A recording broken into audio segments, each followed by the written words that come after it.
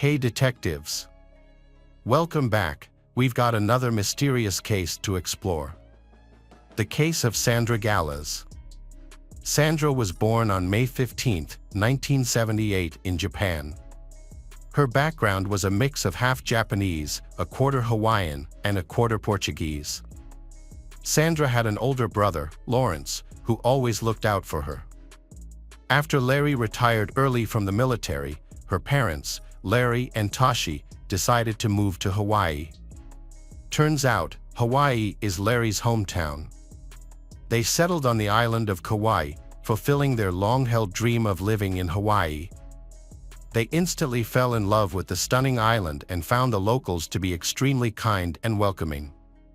By the age of 4, Sandra was practicing gymnastics, and by 5, she was learning the traditional Hawaiian hula dance.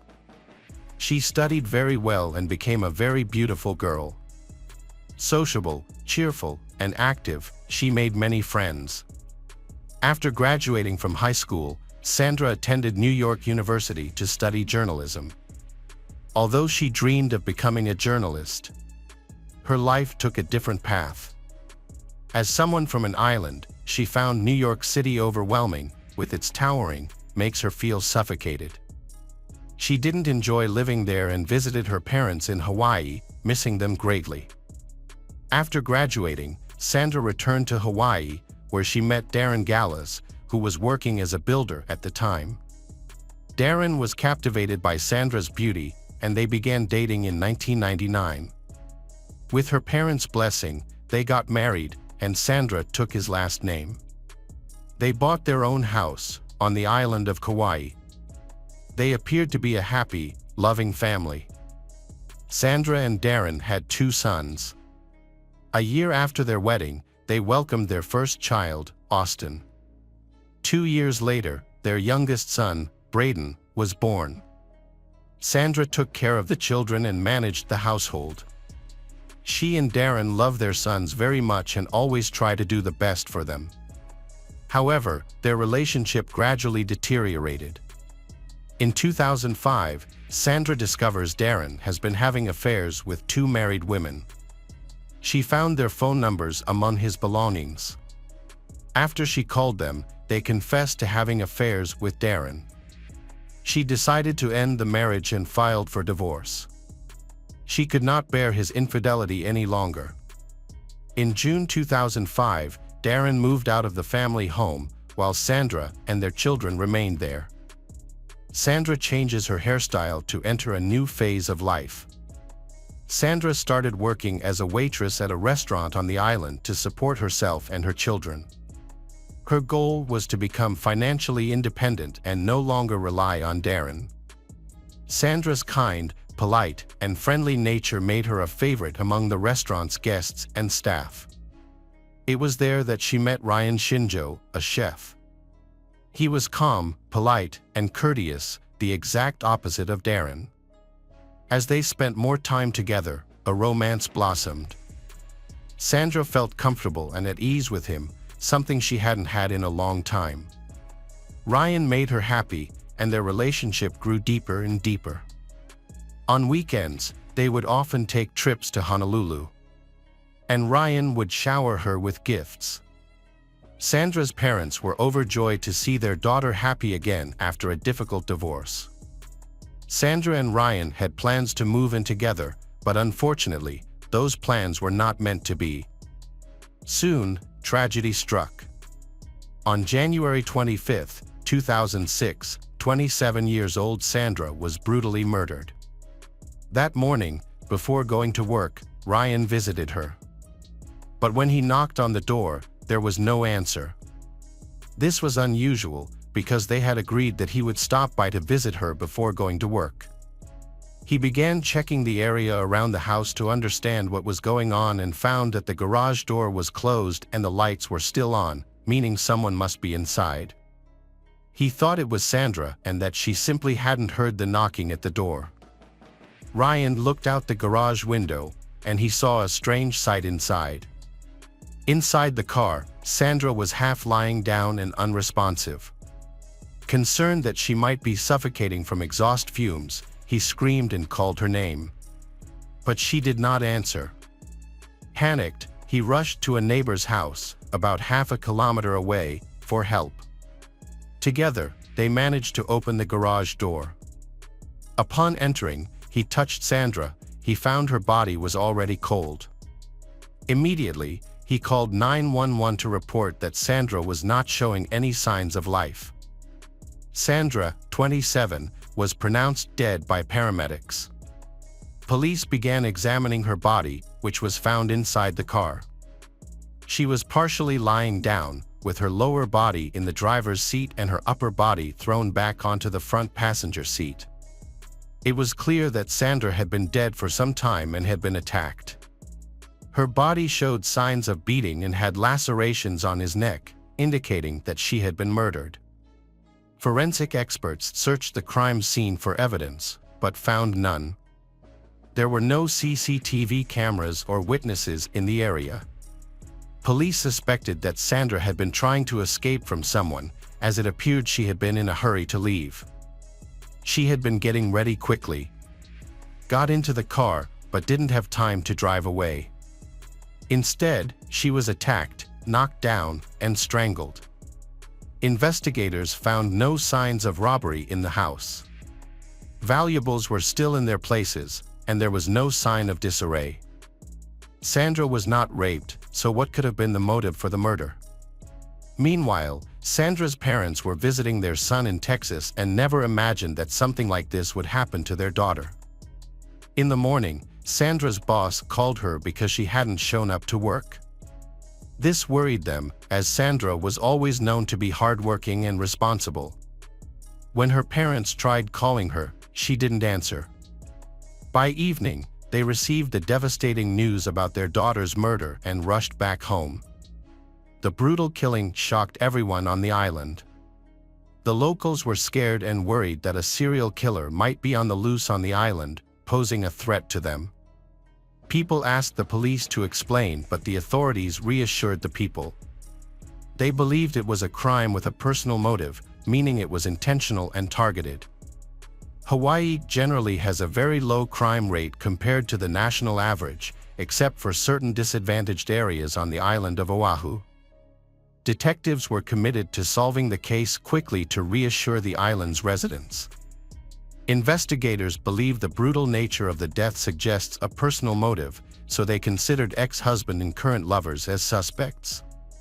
Ryan, the current lover, discovered Sandra's body. Darren, her ex-husband, had a strained relationship with her, and their divorce was nearing finalization. Darren is very sad about their divorce, and he became enraged upon learning about her affair with Ryan. Additionally, Darren and she was embroiled in a heated custody battle, which caused constant conflict. As a result, investigators questioned both suspects, Darren and Ryan, at the scene. First, they interrogated Darren. He stated that the day before the incident, he had picked up the children according to the court-ordered schedule. He took them to kindergarten in the morning, painted his mother's room while they were away, and then picked them up, spending a pleasant time with them. Darren claimed that when Sandra was supposed to pick up the children in the afternoon after work, but instead, the police came to him with bad news about her death. Darren claimed he was not involved in Sandra's death. Even though they are divorced, they still maintain a peaceful relationship and keep in touch for the sake of their children. Initially, he spoke confidently, but his actions showed the opposite. In the middle of the interrogation, he became nervous, confused his statements, and raised the police's suspicions. He could not provide verifiable alibis. At the time of the tragic incident, their children were too young to give statements, being only 3 and 5 years old. According to Darren, he was home alone at the time. But he failed the polygraph test. Turns out, he never called Sandra to check why did she come home late, which was unusual, leading investigators to suspect him of Sandra's murder. A search warrant for his home has been issued. The police discovered that a room remained unpainted, contradicting his claims. This suggested he might have had the opportunity to go to Sandra and kill her. After thoroughly inspecting the house, investigators found nothing relevant to the case. Despite their suspicions, the detective had to let Darren go home. They interviewed people close to he and Sandra, including her parents. All suspected him of having something to do with her death. He was known to be extremely jealous and controlling. He did not want to leave her and opposed the divorce until the last minute. Sandra had no enemies. Her family and relatives believe that Darren is the only person who could be her killer. Sandra's new lover, Ryan, provided an alibi. Although he failed a polygraph test, he was removed from the list of suspects. An autopsy revealed that Sandra died from strangulation, with characteristic marks on her neck and hemorrhages in her eyes. Her body also showed multiple injuries, indicating a painful death. Detectives were convinced that Darren was directly involved in her death, but they lacked the evidence to prove it. 2 years later, Sandra's undershirt was re-examined. During this detailed investigation, DNA was found and sent for analysis. The results revealed that Darren's DNA was present on her undershirt. This led authorities to consider charging him with murder, as it was considered vital evidence. However, the prosecutor decided against pursuing charges due to insufficient evidence. Before the murder, they were in regular contact and saw each other, especially when he came to pick up the children. Therefore, it is possible that his DNA accidentally got on her clothes without being related to the murder. The children, Austin and Braden, lived with their father, Darren. He had been granted full custody. The loss of their mother, Sandra, at such a young age was a significant shock for them. Austin and Braden's maternal grandparents have requested custody of the 2 children, citing Darren's aggressive behavior and his endangerment of the children. They believed he was responsible for Sandra's death and accused him of alienating the children from their grandparents. Despite these accusations, the court awarded full custody to Darren. He later married his new girlfriend, Kyron, and moved on with his life. As time passed, the investigation made no progress. Sandra's parents maintained regular contact with investigators, determined to seek justice for their daughter. From the moment he learned of Sandra's murder, her father vowed to continue to find the culprit so that he could be punished by the law. Thanks to the persistence of Sandra's parents and their close cooperation with the police, the case was eventually solved. The family offered a $20,000 reward to anyone providing information leading to the arrest and conviction of their daughter's killer, but still no one spoke up. It was not until 2012 that a team of investigators was assigned to look into the case. They reviewed all the materials with a fresh perspective and discovered some other details. In the documents, they found letters from Sandra to the attorney handling her divorce. These letters showed that her relationship with Darren was very strained. The letters revealed that she was afraid of his aggressive behavior. He had threatened her, was unhappy about her new relationship, and had harassed her. The most important evidence is the sign that Darren is a fussy person. Sandra mentioned that he was so meticulous and organized in everything he did, to the point that he wrote down in his diary every time she was upset about something, no matter how minor. This information intrigued the police, causing them to return to Darren's house to find and examine the diary. When they found out, they were shocked because he had kept detailed notes of every complaint about Sandra. He recorded every day of their life. For instance, he noted when she was 5 minutes late for a meet or bought the wrong kind of bread. However, there were no entries on the day before the murder, which puzzled the police because they knew he and Sandra had met, making it hard to believe that such a picky person would have no complaints to record. Sandra did not pick up the children on the day she died. Why didn't Darren note this in his diary or try to contact her? Perhaps he already knew she was dead and wouldn't be coming. Darren said he did not remember clearly what happened that day, which is why there is no diary entry for that day, even though he recalls other details clearly. His behavior seemed odd and unbelievable. Researchers speculated that he killed Sandra because he didn't want a divorce. In October 2012, Darren was charged with second-degree murder, with bail set at $1 million. He managed to post bail, allowing him to stay home during the trial preparation. Darren maintained his innocence.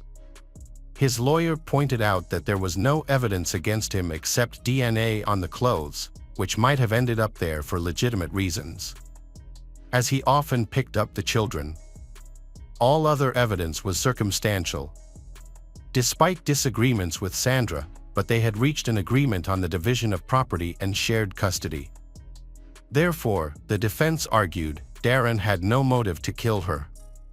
Additionally, Darren's attorney asked investigators to turn their attention to Ryan Shinju, who was romantically involved with Sandra at the time of her death. Ryan had a criminal history related to burying illegal substances. However, he denied all accusations against him, citing an alibi for the time of Sandra's death. He also cooperated fully with the investigation. He attributed his past criminal record to youthful mistakes and emphasized that he has not committed any offenses since then and has shown no inclination toward violence. Sandra's relatives and friends, called as witnesses for the prosecution, supported Ryan's statements. They described him as a kind person who Sandra felt very comfortable around. None of them believed Ryan could commit murder, especially since he had no motive. However, they had a different opinion about Darren. Darren was a cruel and domineering. He was someone Sandra feared. She avoided seeing him to avoid angering him. By court order, Sandra was forced to give Darren the opportunity to communicate with the children, even though she did not want to. Ryan added that he and Sandra planned to move in together for her protection against Darren. He suspects Darren is the person behind the crime, although there is no direct evidence. During the trial, Darren was portrayed poorly and was likely to be convicted.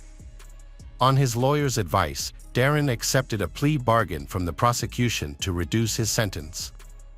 This decision disappointed Sandra's family, but the prosecutor argued that a plea deal was the better option because without enough evidence, Darren could be acquitted. The prosecutor estimated a 50% chance of conviction, so Sandra's family agreed to the plea deal. In May 2018, 12 years after Sandra's murder, Darren pleaded guilty to first-degree assault on his wife, causing serious bodily harm. He did not provide any details about the crime. He was sentenced to imprisonment with the possibility of parole after serving 85% of his sentence. In March 2022, his minimum term was reduced by 6 months. He may be eligible for parole in 8 years, with the earliest release date being May 2, 2026, and the latest May 1, 2028. He is currently serving his sentence in prison. Sandra's parents are still upset by the sentence, considering it unfair that Darren received only 8 to 10 years for a brutal murder. They believe he acted in a calculated, planning everything meticulously. He allegedly cleaned the crime scene thoroughly, wore gloves, and hid all evidence. He also provided a false, claiming he was painting walls, which was later proven untrue. Now that Sandra's parents are over 80, they live a peaceful and steady life. Her father had several heart attacks due to severe stress after losing his daughter. His biggest wish was to see Darren put in jail. Their son, Lawrence, often visits them from Texas. Sandra's parents hope Darren will one day feel remorse for his actions. Sandra lived a respectable life.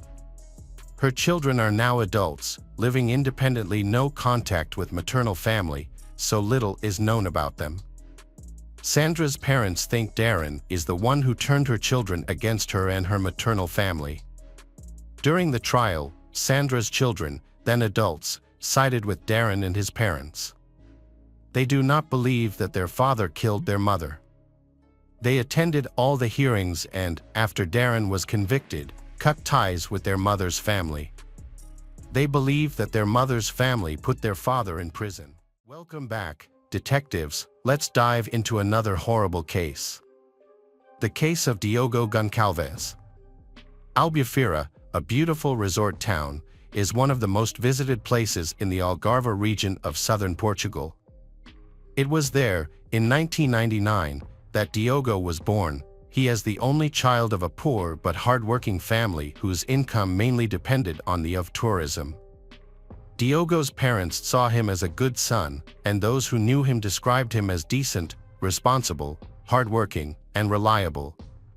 He was also a very outgoing young man who loved being surrounded by friends and family. Diogo went to high school in his hometown. After graduating, he started studying computer science. To fund his education and support his family, he got a job at McDonald's in 2015 when he was just 16. At 17, while still working there, his life became miserable when his father suffered a stroke and fell into a vegetative state, as reported by the media. That same year, while Diogo and his mother were dealing with his father's health crisis, another tragedy struck. His mother, who had always supported his learning and growth, was hit by a car on her way to work at the mall, where she cleaned. The car dragged her several meters, leading to her falling into a ditch where she died from her injuries. Although the driver fled, but the police identified him and he faced trial. While he was waiting for the conviction of the person responsible for his parents' suffering, Diogo needed to be transferred to a medical unit where he received the necessary care. His maternal aunt, worried about his situation, had suggested that he move in with her. However, they had a serious disagreement, and after a few weeks, it became impossible for them to continue living together. Diogo explained what was happening to his friend, who offered him a room in his house in the Aldea neighborhood, also in Albufeira. At the time, the closeness to the friend's relatives helped Diogo feel at home. Despite his young age, Diogo demonstrated great ability to handle and overcome difficult situations with patience and optimism. In 2017, at just 18 years old, Diogo graduated with a degree in computer technology and completed a 6-month internship at Vila Vida Park, a leading 5-star hotel.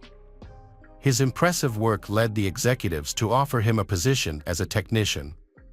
In 2018, Diogo accepted the offer and left his job at a fast food restaurant chain, where he had worked for nearly a year and had become a duty manager. This thing a new chapter in his life, filled with opportunities to advance after overcoming difficult times. After working at the company for some time and anticipating better days ahead, he decided to buy a car. Diogo got along well with his co-workers, especially Maria Malvero, a 19-year-old security guard at the hotel. Maria, like Diogo, comes from a family with difficult circumstances and faces her own challenges. Her mother had mental health issues, and her father left when she was very young. She never spoke to him again. Maria, interested in martial arts, practiced karate and aspired to be a police officer. However, her application to the police academy was rejected due to her tattoo. Disappointed, she decided to study at Securinfo, a company that trains security guards in various private security fields. Diogo was interested in Maria and made his feelings known from the start, but she did not feel the same way and treated him coldly. Fabio Acosta, a close friend of Diogo, said that Diogo was deeply in love with Maria. He was so infatuated that he declined a well-paying job offer from the Sheraton hotel chain in Lisbon because he didn't want to be away from her. Additionally, he would bring her meals when she was working. Over time, they became very close, and people around them assumed they were a couple. However, there was no romantic relationship between them. Maria told Diogo she didn't want anything to do with him because she had just ended a toxic relationship with a naval officer, yet she was still giving him false hopes. Diogo never gave up hope for a future with Maria and sought opportunities to be near her and make her happy in various ways.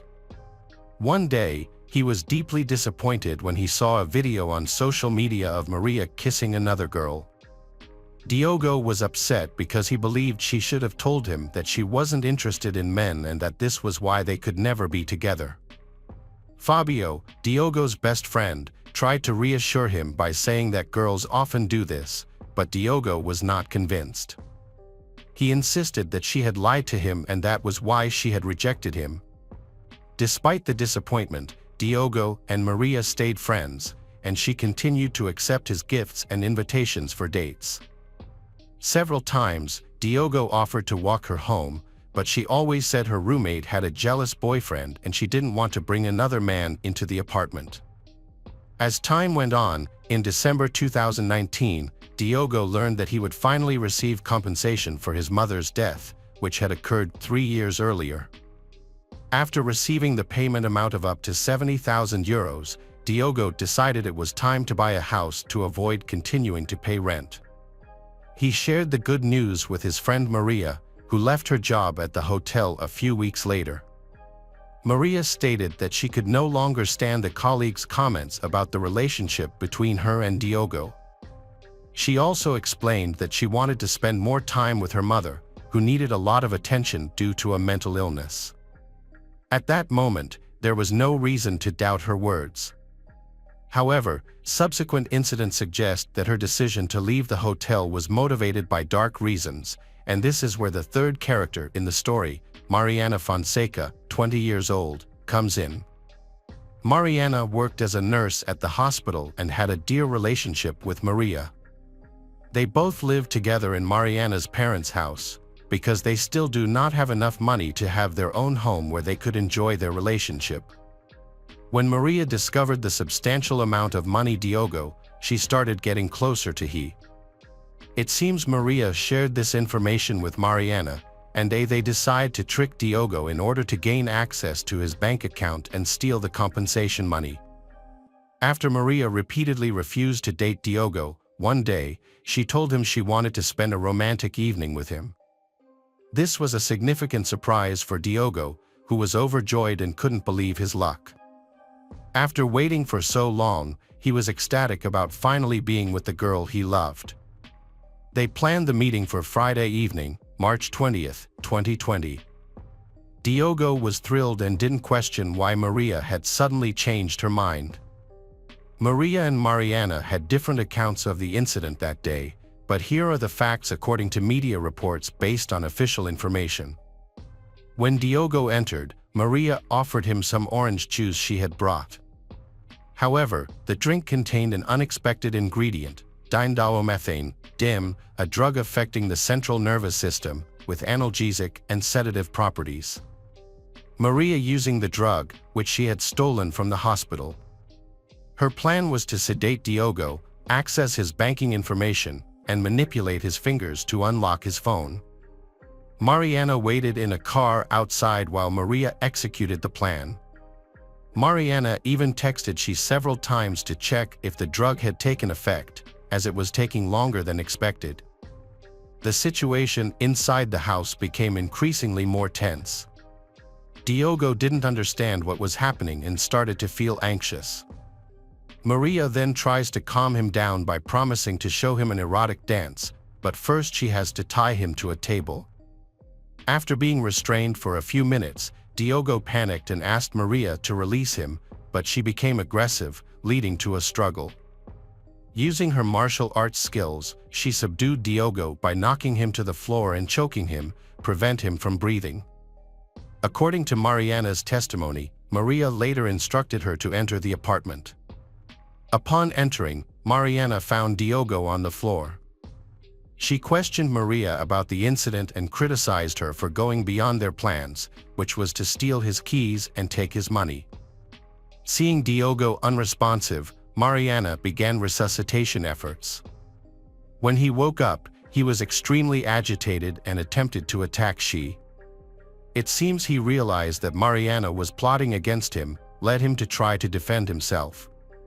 In response to Diogo's aggression towards Mariana, Maria intervened by grabbing him from behind, bringing him to the ground, and restraining him by squeezing his neck again.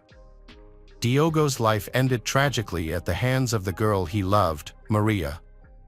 His body was found in the living room of Maria and Mariana's house, where they continued with their planned robbery. They first severed his thumb and index finger to unlock his phone, access a mobile payment app, and transfer money. This process took several days because there was a limit on the amount that could be transferred each day. When he learned that Diogo had work scheduled the next day, Mariana and Maria tried to prevent his colleagues from noticing his absence, searching for him, and reporting him missing. One of Diogo's colleagues received a text from his number stating that he couldn't make it to work that day and needed someone to cover for him. Diogo's colleague, who disliked last-minute shift changes, found the request odd. Diogo asked if everything was okay and received a simple yes in response. The conversation among Diogo's co-worker and others continued throughout Friday and part of Saturday, but the unusual messages increasingly seemed uncharacteristic of him. One person receiving these messages was Diogo's supervisor. One message said that Diogo wouldn't be returning to work because he had met a woman in France and planned to move in with her.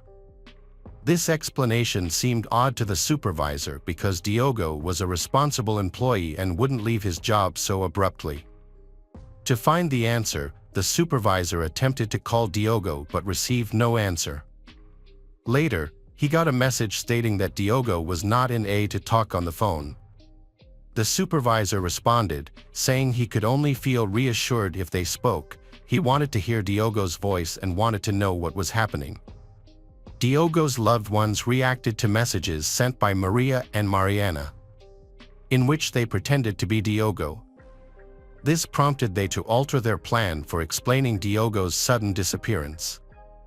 They decided to make it appear as if Diogo had ended his life and planned to dismember his body to get rid of the evidence. Maria later mentioned that their actions were inspired by the TV show Dexter, featuring a forensic scientist who killed criminals and disguised his crimes by dismembering their bodies. After executing their horrific plan, Mariana and Maria placed Diogo's body in trash bags in the trunk of their car. They then went to an ATM and shopped at a mall, where they were seen hugging and laughing on security cameras. Following this, they returned to Mariana's home to begin dismembering Diogo's body. Ultimately, they put Diogo's torso in a black bag and discarded the other parts in a container. Meanwhile, Diogo's friends launched a campaign to report him as missing and reached out to the authorities.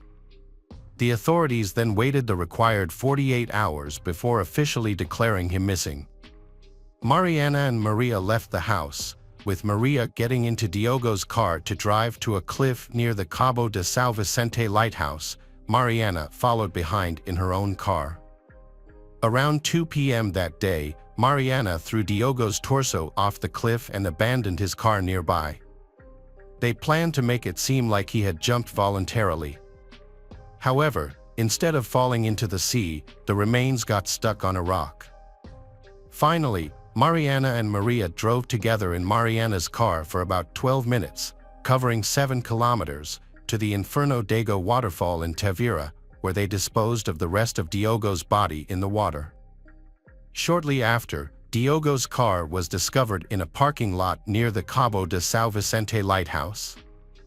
A newspaper report stated that 2 laptops were found inside the car, led forensic police to investigate. A land and sea search was launched, leading to the discovery of a young man's torso partially covered by a black garbage bag. Meanwhile, at another location along the coast, a French couple found the young man's head at Inferno Toigo. Diogo's hands and feet were later recovered during an intensive police search. The investigators assigned to the case found the details surrounding Diogo's death unusual. They noted that he was a quiet man who don't hang out with bad people. As the police continued their investigation, they discovered that Diogo had received a significant payout following his mother's death. While examining money orders, they found that a large sum had been transferred from Diogo's account to someone named Maria. Naturally, the detectives' next move was to locate Maria to understand why she had received money from Diogo. Maria attempted to persuade the police that she killed Diogo in self-defense, claiming he was trying to abuse her. She stated that this was why she had left the hotel prior to the incident. However, a review of the text messages between Diogo and Maria, they showed that her claims were false. After Maria stopped working, she and Diogo grew close. During her initial meeting with the police, Maria insisted that she was entirely responsible for planning and carrying out the incident that led to the shooting. Maria clarified that Mariana was not involved in the crime at all. However, Mariana's account of the incident contradicted what Maria's claimed.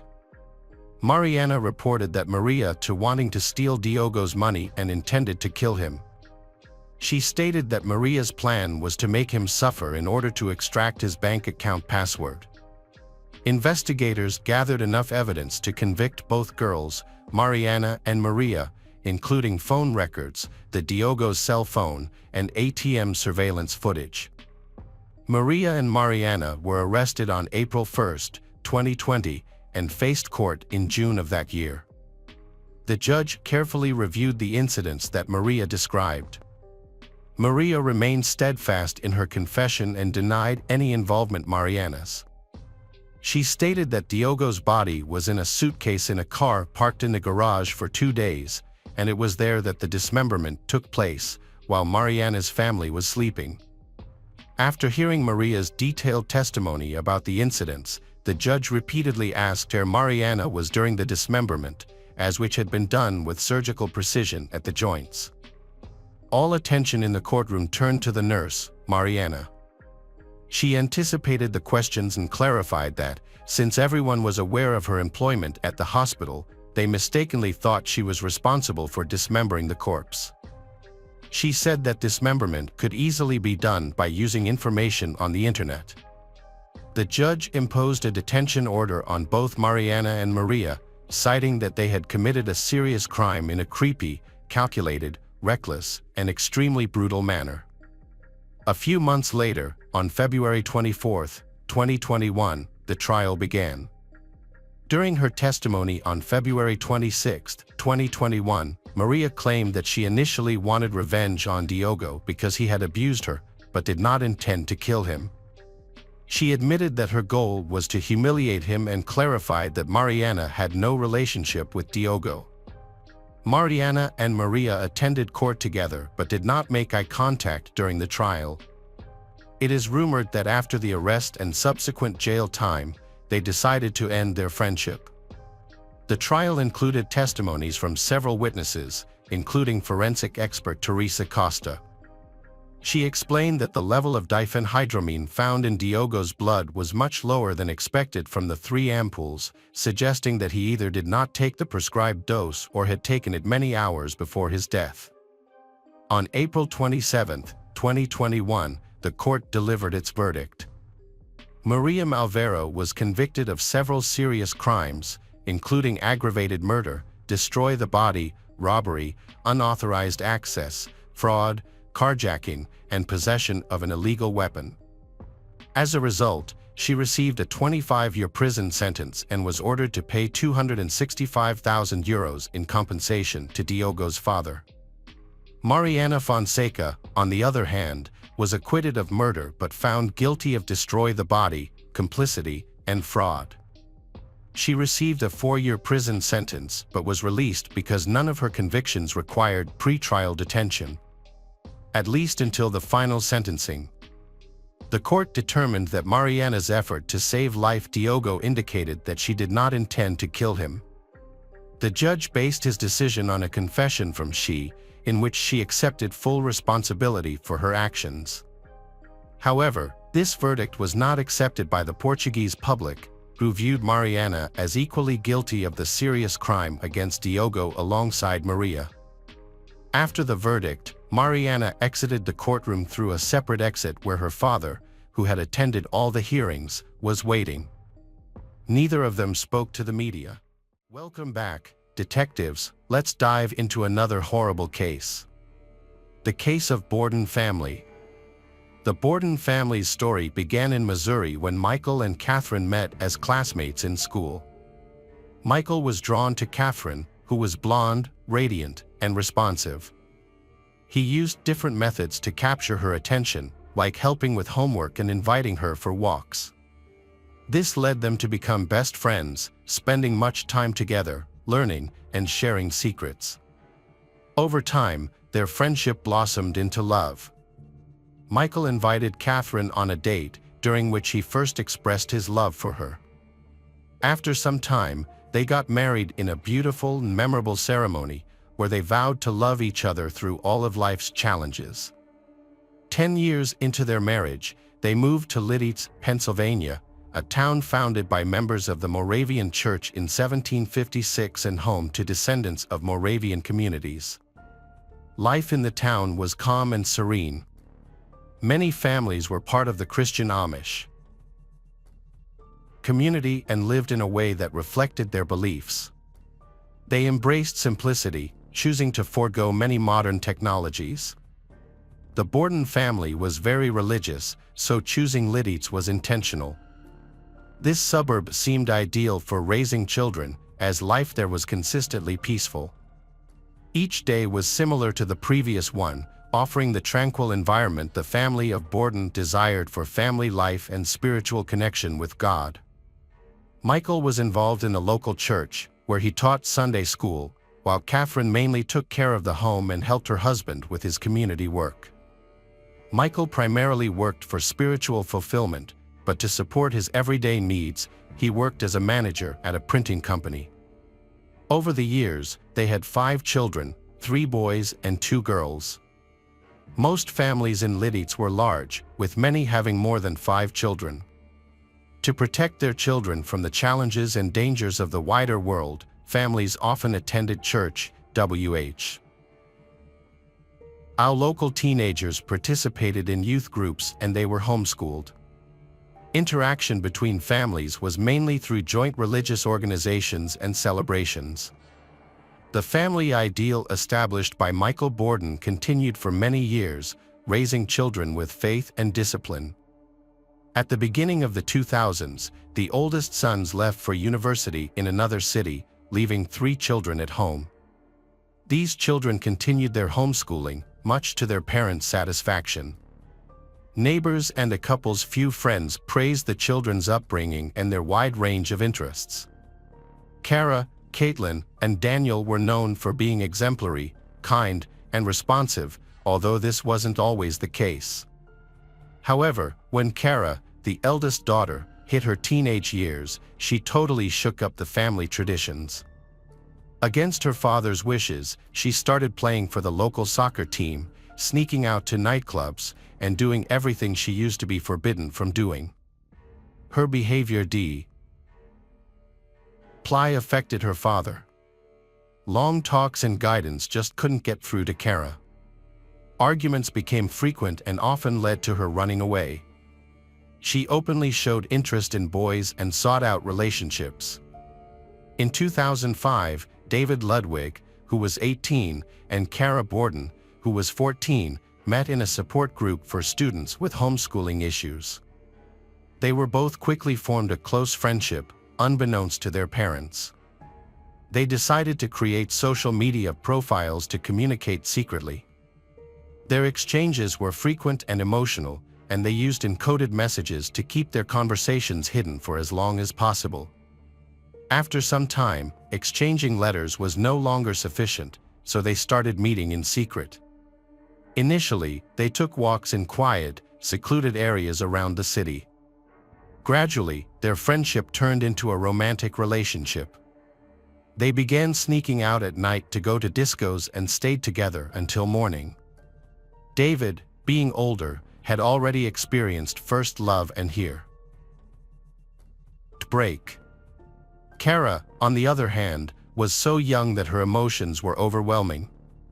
Kara was very young, so her emotions were intense. She didn't simply walk, she appeared to glide, with a joyful smile constantly on her lovely face. Meeting David made Kara become obedient to her parents again.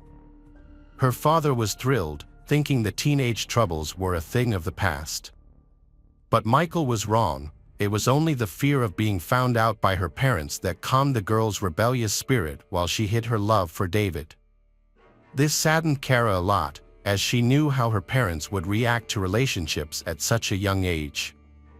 Since childhood, they had instilled very different ideas about the possible love between a man and a woman, trying to protect her from that reality for as long as possible. Fearing her parents' negative reaction, they guarded their secret very carefully, but sooner or later, all secrets come to light. One day, Kara couldn't hold back any longer and shared her secret with her sister.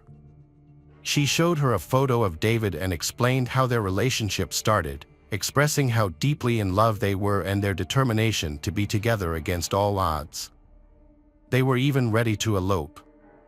Worried for Kara's safety, her sister told their mother about the elopement plans, revealing the secret of them.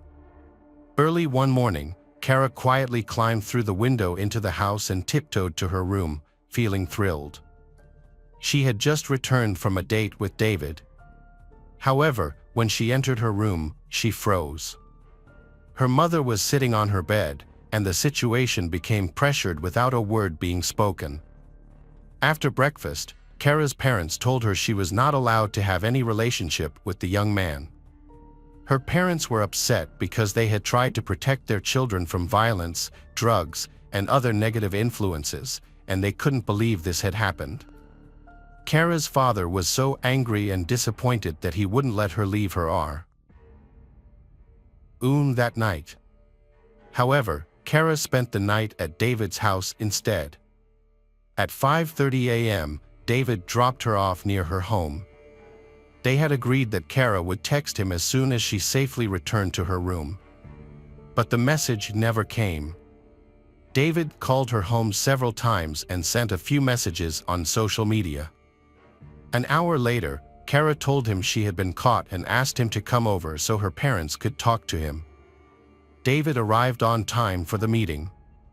The conversation started with Kara's father expressing strong anger and forbidding David from seeing his daughter.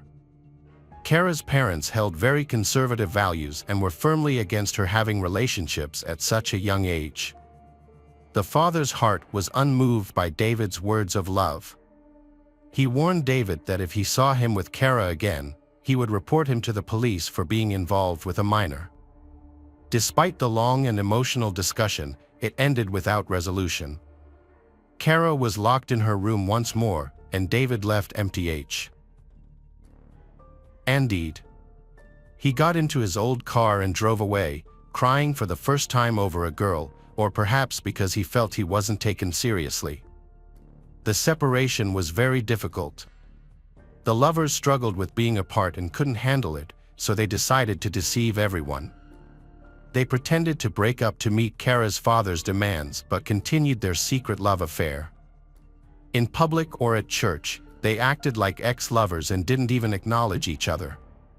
Kara's parents felt reassured, believing they had safeguarded their daughter from a rash decision. David missed Kara deeply. In the evenings, he read Shakespeare, dreaming of serenading her openly like Romeo. However, like in the Capulet and Montague story, the lovers couldn't reconcile their families to win their approval. David Ludwig took determined steps regarding his relationship with Kara. He called her home to arrange a meeting with her father, intending to discuss their plans to marry. On November 13, 2015, David arrived at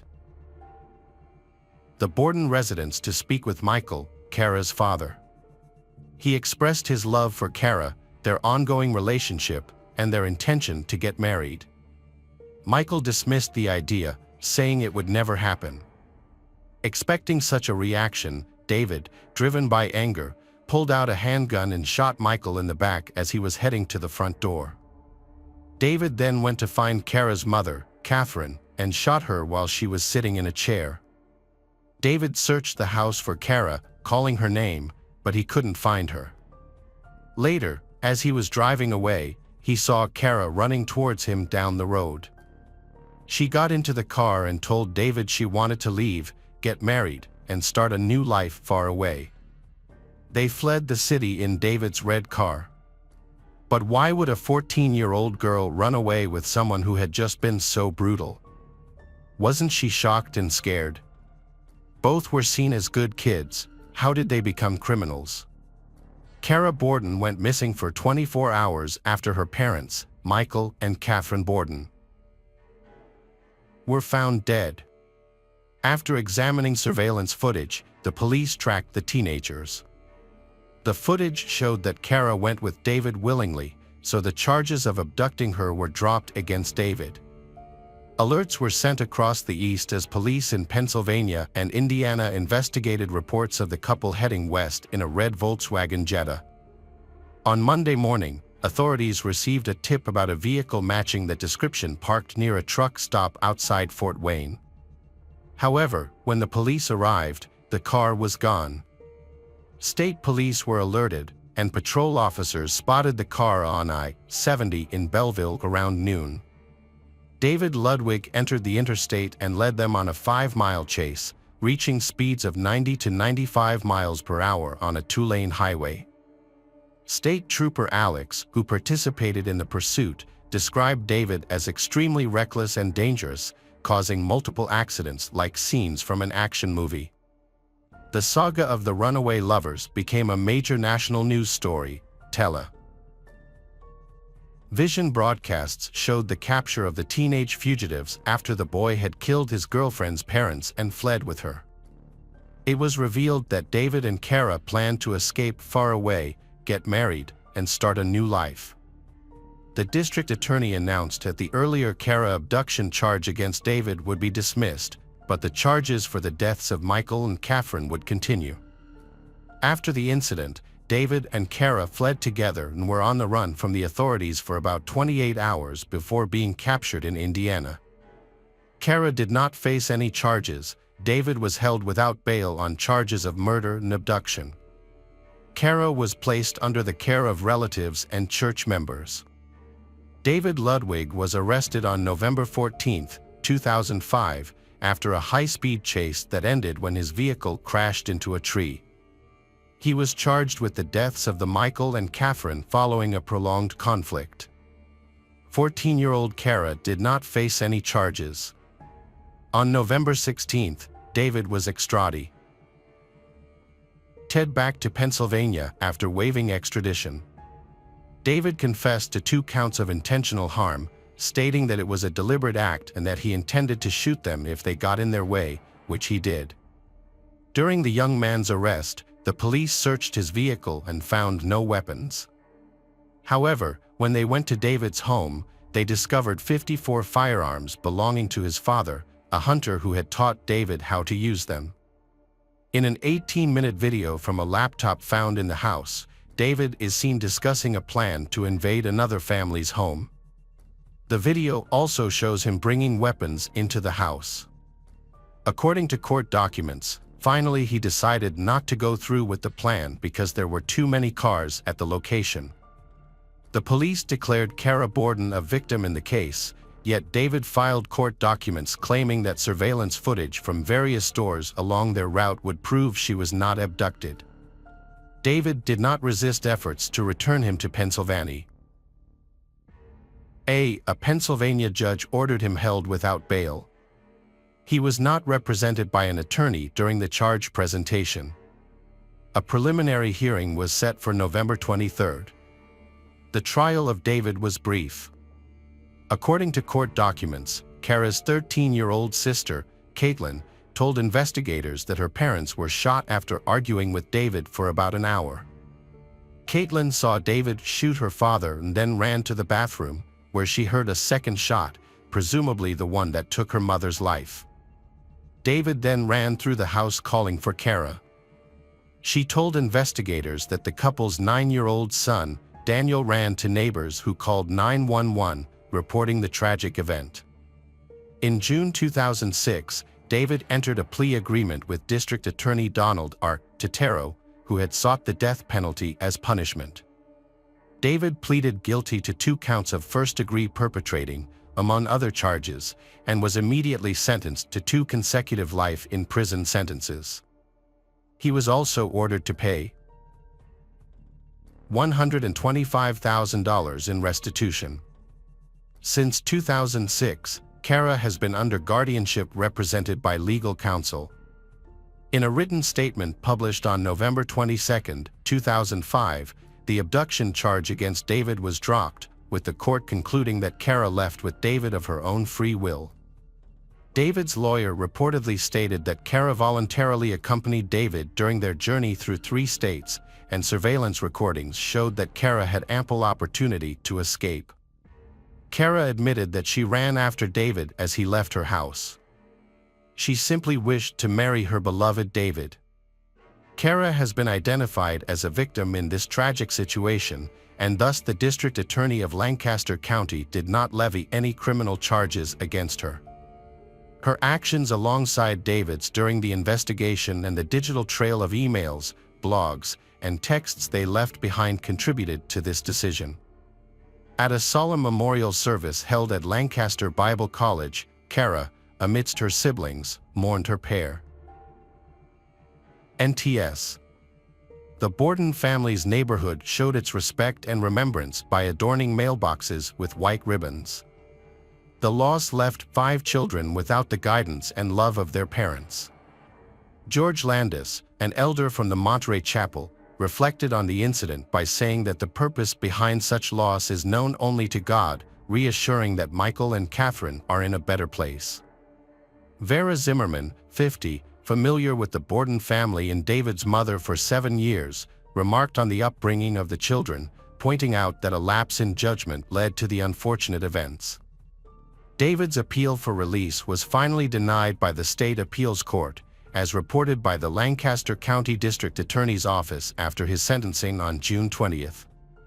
David underwent several evaluations at Camp Hill before being transferred to a state prison in Indiana County, where he began serving his life sentence for the murder of his girlfriend's parents. The tragic case of the Borden family serves as a haunting reminder of how seemingly innocent relationships can spiral into devastating consequences. What began as a story of young love evolved into a dark tale of rebellion, betrayal, and violence, leaving an entire family shattered and 2 lives forever altered. The aftermath of this heartbreaking event highlights the fragility of trust, the dangers of secrecy, and the far-reaching impact of a single, catastrophic decision. Hey detectives! Welcome back. We've got another mysterious case to explore. The case of Michael Haight. Michael Haight was born on January 7, 1980, in Seattle, Washington. As a child, his family moved to Cedar City, Utah. As a child, Michael enjoyed regular kid activities like baseball, basketball, and soccer. He was also an Eagle Scout and did well in school. After graduating from high school in 1998, Michael spent a summer working at a fish plant in Alaska. He quickly rose to the position of line manager, supervising over a dozen people. His work ethic and dedication were recognized, leading to his promotion. A hard-working member of the Church of Jesus Christ of Latter-day Saints, Michael went on a mission trip to southern Brazil. This experience strengthened his faith and commitment to his community. After returning to the United States, Michael attended Southern Utah University, graduating with a business degree in 2004. While at the university, Michael met his future wife, Tasha Earle. They fell in love and were married at St. George's Temple on May 10, 2003. Michael seemed to be the epitome of a hardworking husband and father. He coached his children's sports teams, attended school concerts, and spent time with them skiing and doing projects in the garage. However, on January 4, 2023, a shocking discovery exposed the dark reality of Michael's family life. That day, police found 8 bodies in Michael's home, leaving police and neighbors stunned and baffled. The alarm was raised when Tasha Haight missed an online appointment and her husband Michael did not show up for work, prompting worried coworkers to call the police and request a welfare check at the family's home. Officers went to Michael's Enoch home, but no one answered when they knocked. Upon further inspection, the home appeared to be empty. Since Michael's family had 5 children, officers contacted the Iron County School District to check if any children were at school. They discovered that no children were there, When officers arrived at Michael's home, the Michaels lived in a one-story home with a basement. Detectives arrived shortly after the home was designated a crime scene. Upon entering the master bedroom, they found 4-year-old Gavin lying face down, his head turned to the left. One of his arms was propped up under his head on a pillow, and a blanket partially covered his body. Tasha was similarly covered, with only part of her body under the blanket. On the other side of the bed, police found an older woman, later identified as Gail Earle, Tasha's mother. Gail was lying on her back with her head on a pillow, and was also partially covered with a blanket, as were her daughter and grandson. When police searched Michael's home, they came across Bryn's room. Inside, they found the 12-year-old girl lying on the bed, slightly elevated and partially covered with a blanket. When they entered Amon's room, police found a 7-year-old boy lying face down in the corner. Notably, unlike his siblings, he had no pillow or blanket. Sienna, Amon's twin sister, was found in her bedroom, lying on her left side on the bed with her head on a pillow, covered with a blanket. Michael's oldest child, Macy, 17, was also found on the bed, her head on a pillow and her body covered with a blanket. Police later located Michael in the basement gym, where he was lying on a sleeping bag. Each of the 8 victims suffered fatal gunshot wounds. It didn't take long for police to identify Michael Haight as the prime suspect. They believe he killed his wife, mother-in-law, and 5 children before taking his own life. As the investigation began, a neighbor shared important information that helped police create a timeline of events. The neighbor reported that she woke up at 3:30 a.m. to use the bathroom and heard a loud bang that sounded like fireworks. However, she knew that the day fireworks were allowed in the neighborhood had passed, which made her feel uneasy. The neighbor went on to say that after the first bang, she heard 2 more bangs in quick succession. This noise was followed by a short pause, then several more bangs. Police suspect that the loud noises the neighbor heard around 3:30 a.m. were related to the brutal murder that occurred that night, which they believe was committed by Michael. During the investigation, police learned that a non-family member had reported the abuse to the Department of Child Services in 2020. The person spoke with Macy, then 14, and she shared her fears about her father, leading to a further investigation into the Michael family. After receiving the report, child welfare and child protection agencies interviewed Macy and her parents separately. During Macy's interview, she shared alarming details. She mentioned instances where her father choked her, leaving her in fear for her life. Macy revealed that these violent incidents began in 2017. One incident involved her father grabbing her by the shoulders and pushing her against a piece of wooden furniture.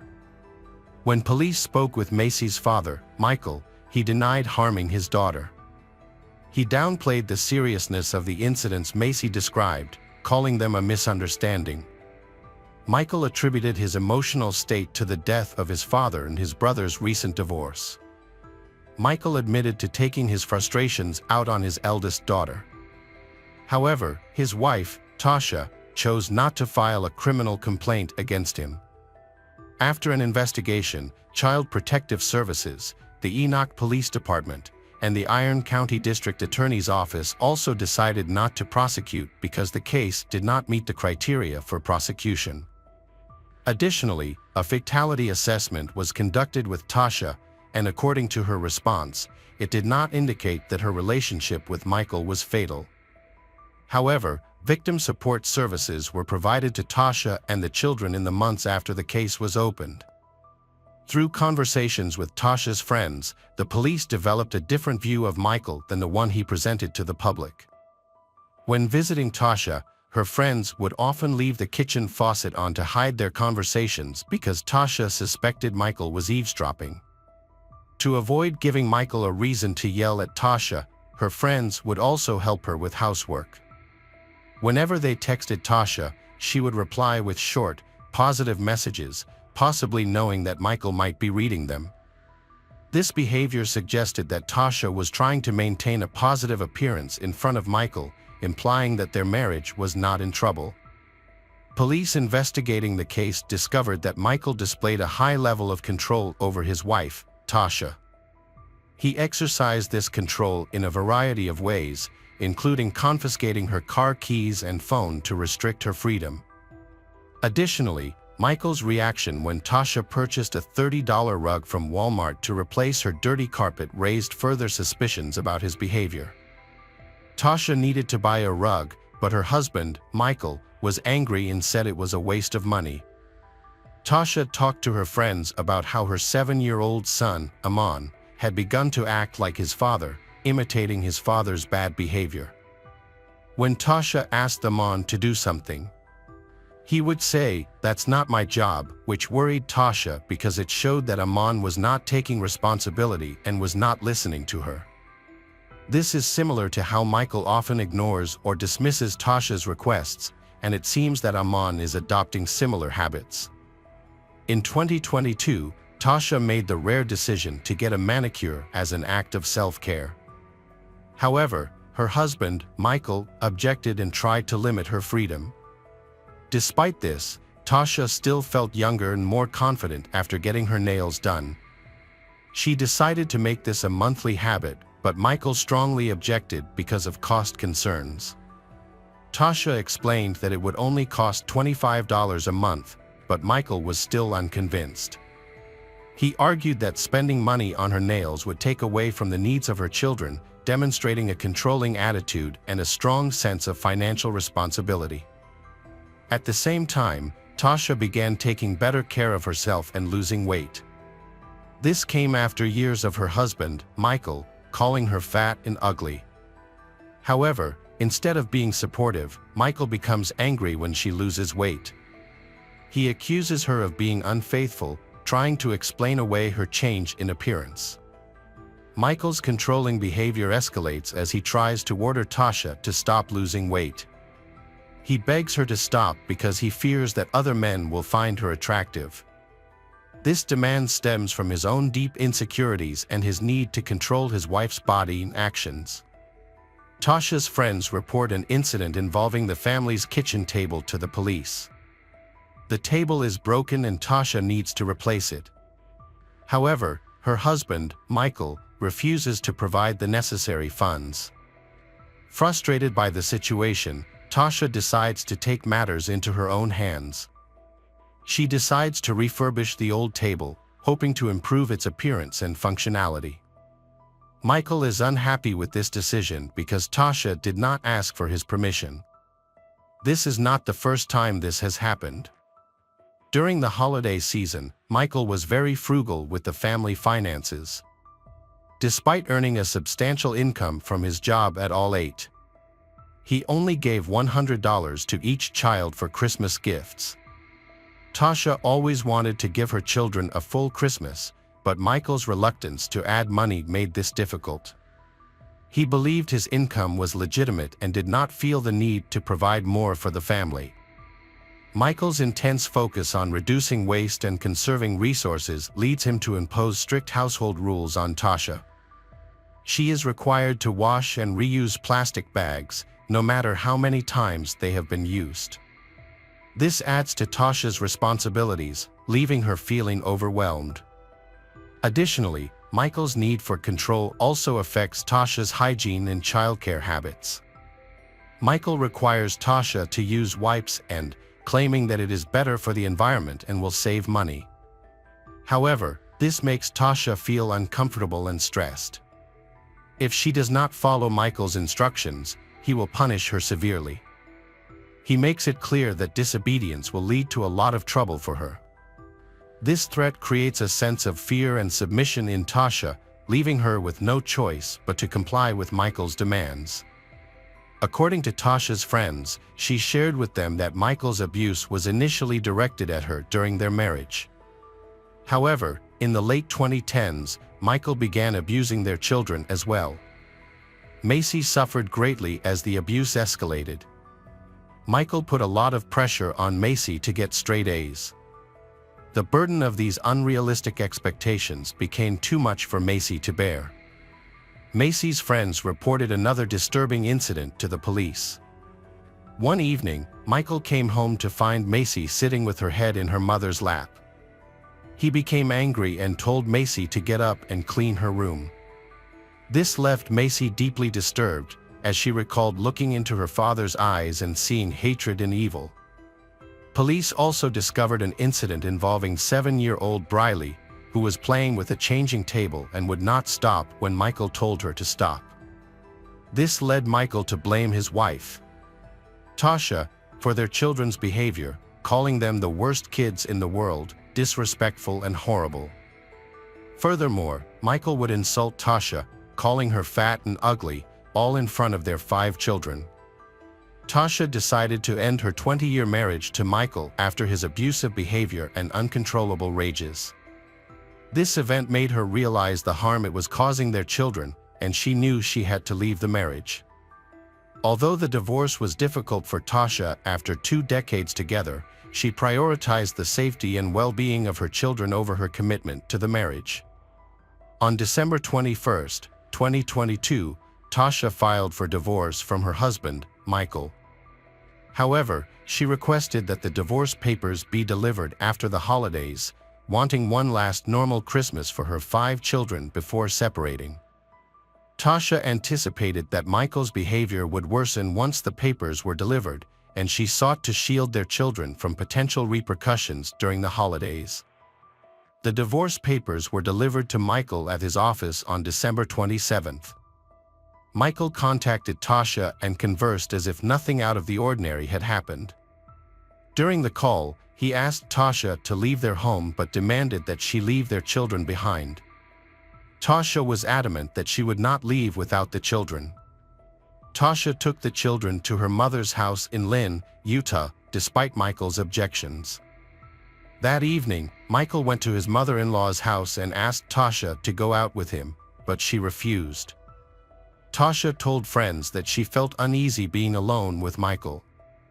After Tasha filed for divorce, her mother, Gail Earle, moved in to support Tasha and the children. However, Michael's behavior made the situation worse. Instead of leaving the house, Michael moved into the basement, which also served as a gym. He slept on a sleeping bag on the floor, used a pillow, and hung his clothes on a hanger on a couch outside the door. Tasha shared her concerns with her friends about a major problem she had discovered. She discovered that $220,000 had disappeared from the children's savings accounts. After further investigation, she discovered that Michael was responsible for secretly transferring money without telling her. Additionally, Tasha inherited several weapons from her late father, including shotguns and handguns. However, in early January 2023, she noticed that all of these weapons were missing from her home. A subsequent investigation revealed that Michael had taken these weapons, leaving Tasha and her family unprotected and vulnerable in the event of an emergency. Macy, the eldest daughter of Michael and Tasha, has told several friends that she supports her parents' divorce. She feels that the presence of her father, Michael, in the home has caused tension and she wishes for peace in the separation. Macy has even taken steps to document her father's behavior, secretly recording him with a hidden phone when he acts erratically. She has confided to a friend that she is gathering evidence to support her parents' divorce. However, her mother, Tasha, found the phone and took it away. Macy's younger sister, Briley, faced a difficult home life due to constant trouble. To escape, Briley often went to a neighbor's house, where she found comfort in playing with the neighbor's grandchildren, who were children about her age. She told a friend that she was really relieved when her parents got divorced and was even looking forward to buying some new books, but she didn't dare tell her father because she was afraid he would be angry. On January 3, 2023, Tasha met with her attorney to discuss her divorce from her abusive husband Michael. At the time, Michael was still living in the family home, but had recently moved into the basement, which provided Tasha with some relief. Her attorneys asked her if she ever felt concerned for her safety or that of her children because of Michael's erratic behavior. Despite Michael's occasional outbursts, Tasha told her attorneys that she never felt her safety or that of her children was threatened. In retrospect, it is clear that Tasha's optimism and misplaced trust in her husband were tragically misplaced. The investigation into the shooting of Michael Haight's family was a difficult and disturbing process for police as they reconstructed the events that led to the tragedy. A chilling discovery emerged from digital evidence collected from the family's computers and cell phones. On December 30th, just days before the shooting, Michael made a disturbing Google search at 10:41 p.m. He searched for information about guns and shootings, which, combined with other evidence, suggested a dark intent. Search queries included questions about how loud a 9mm gun is, how to recognize a gunshot, and what to do if you hear a gunshot in your neighborhood. In a letter Michael wrote before he took his own life, he said he would rather rot in hell than endure what he described as his wife's controlling behavior. Michael expressed that he could not endure the situation for another day and was determined to end the manipulation and control he had endured. Michael's letter expressed deep frustration and despair. He had repeatedly asked for help, but no one seemed to listen. In this letter, Michael emphasized his determination not to become a burden to society. The details of the letter he left behind shocked and disbelieving many. Michael's actions were calculated and premeditated. He had planned the murder carefully, ensuring that his wife and children would not find out until it was too late. Hello again, true crime fans. We've got another mysterious case to explore. The case of Sarah McLynn. Harold Sasko was born in Titusville, Florida, on September 11, 1961, and later became a resident of Kansas City. His family had 12 siblings, and he was known to be responsible and help his siblings with housework. After college, Harold opened his own pizzeria and expanded his business, opening 2 more restaurants in Lawrence and Topeka. In 1990, he relocated to Lawrence with his then-wife Anna and their 3-year-old daughter Mendez. Following this move, he also launched a 3rd restaurant in the nearby city of Topeka. However, his dedication to his business led to problems in his personal life, causing a rift in his marriage and eventually a divorce. Harold was a respected member of his church and prided himself on being a dedicated man. Those who know him find him to be kind, thoughtful, and meticulous in his management work. However, on January 17, 2014, Harold vanished unexpectedly, leaving behind many unanswered questions surrounding his disappearance. The day started like any other Friday, with the weekend just ahead. People continued to go about their daily business, including the staff at his pizza shop. However, when they arrived at work, they found the restaurant deserted and quiet. Typically, Harold would be there to open the kitchen, but he was nowhere to be found. What's more, no one had heard from him in several days, which was unusual. Concerned for Harold's safety, staff contacted police and asked them to check on him at his home on West 26th Street. Later that day, an officer visited Harold's residence, knocking on the front door and window, but receiving no response. The officer then looked inside and saw a man lying face down on the floor. Police entered the house and confirmed the man was Harold. He was lying in a pool of his own blood and had clearly been dead for several days. Moreover, the scene suggested that Harold's death was no accident. His hands were bound behind his back with zip ties, indicating that someone had intentionally restrained him. His legs were also tied, further suggesting a deliberate act. The most disturbing detail, however, was the deep gash in his throat, which had severed the bone and made survival impossible. The officers were confronted with a gruesome scene. In addition to the ties and the fatal wound, the police found several empty bottles at the opposite end of the room, as well as a phone and laptop that didn't belong to Harold. They also noted that Harold's car was missing from the driveway. One peculiar piece of evidence was the word freedom scrawled on the wall in Harold's blood.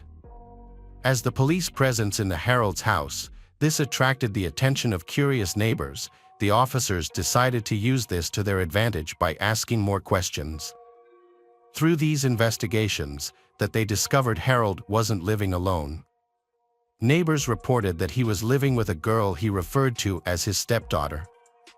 This information proved crucial for the investigation, as it revealed that there was someone who not only knew Harold well and had regular contact with him but was also likely present at the crime scene. It was eventually confirmed that the stepdaughter was 18 years old Sarah McLean, who had been living with Harold for the past 2 years. However, Sarah was missing. This caused the police to become suspicious. Finding her became a top priority, as her disappearance left many unanswered questions. She could have been a victim, witness, suspect, or none of these. It was crucial to locate her. Then police notified Harold's family and friends about the incident. A funeral for Harold was planned for February 8, 3 weeks after the incident. The police asked the public to contact Douglas County forensic investigators with any information about Sarah's location. A $1,000 reward was offered for any information that could help find her. Sarah McLean was born on July 9, 1994, in Topeka, Kansas. She was raised in a loving family with her parents and 2 siblings. And she had an especially strong bond with her sister. As a child, Sarah was known for being shy and kind. She spent most of her childhood being homeschooled, which limited her social circle to her neighborhood. However, her life took a challenging turn when her parents divorced during her teenage years. This significant change had a profound impact on Sarah, making her more vulnerable. As she adjusted to her new situation, she encountered challenges that made her teenage years even more difficult. After her parents separated, Sarah's previously sheltered life left her vulnerable to people who exploited her innocence. Sadly, she experienced abuse from a neighbor, which altered her personality and behavior. Her mother was deeply concerned about this change, because she found it difficult to adapt to the new way of life among them. Sarah started secretly leaving her house at night to spend time with a bad crowd. This led to her frequently using drugs and alcohol to cope with her emotional pain. After her parents' divorce, Sarah, 14, no longer wanted to live at home and found a job at a pizzeria to start a new life. Her manager, Harold, 50, initially seemed kind, but rumors among staff suggested otherwise. He told other managers to only hire young, attractive women. While working at the pizzeria, Sarah's routine consisted of waking up, going to work, spending time there, and returning home. However, she often spent her nights drinking before going back to her family's house. Reports indicate that Sarah was usually sober only at work, but even then, her work efficiency is still not high.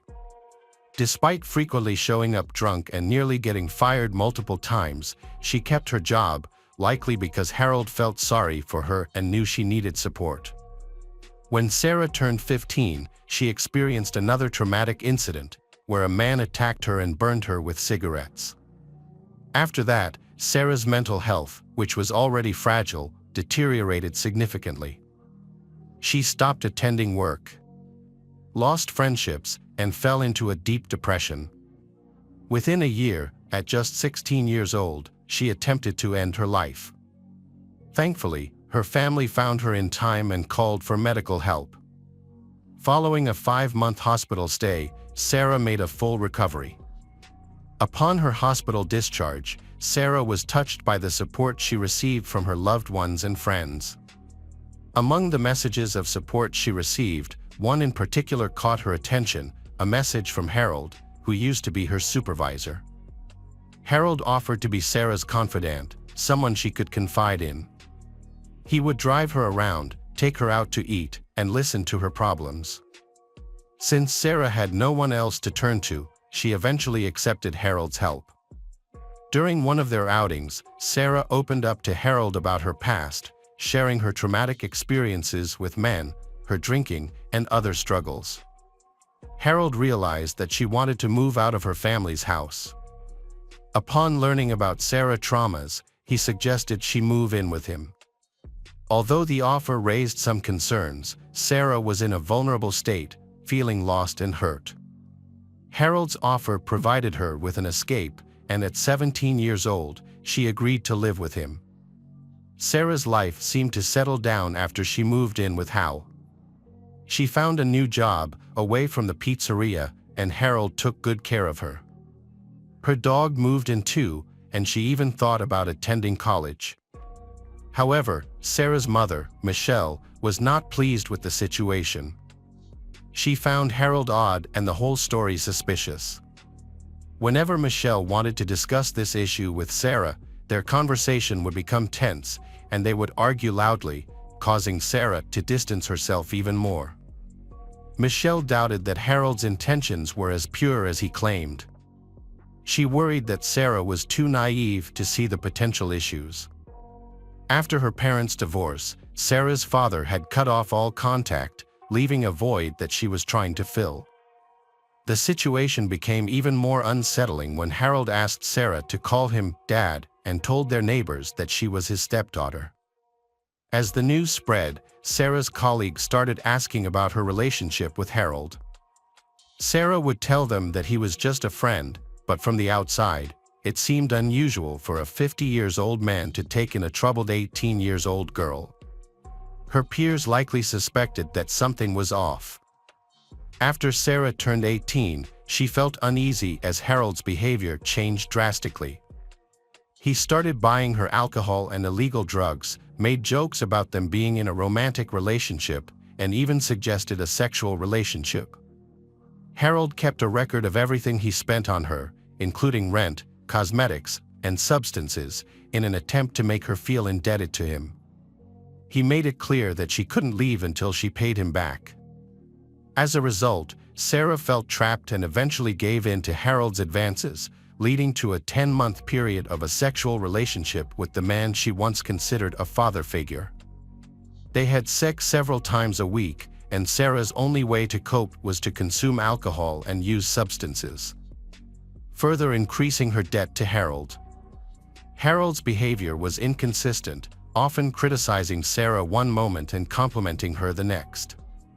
For instance, he would mock her appearance, specifically her nose, and then offer to pay for plastic surgery, which Sarah, unsure of herself, eventually agreed to. Harold treated her like an object he owned, rather than a person with feelings.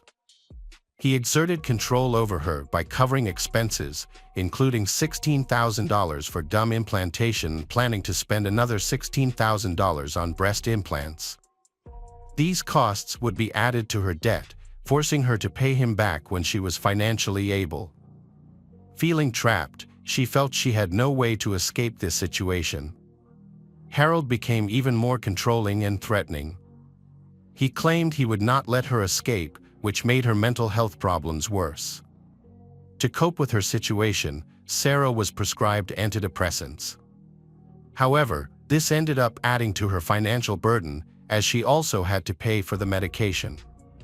Sarah had reached her breaking point, and her mind was haunted by dark memories of her abusive past and the terrible burden of depression. She often found herself on the brink, struggling to cope.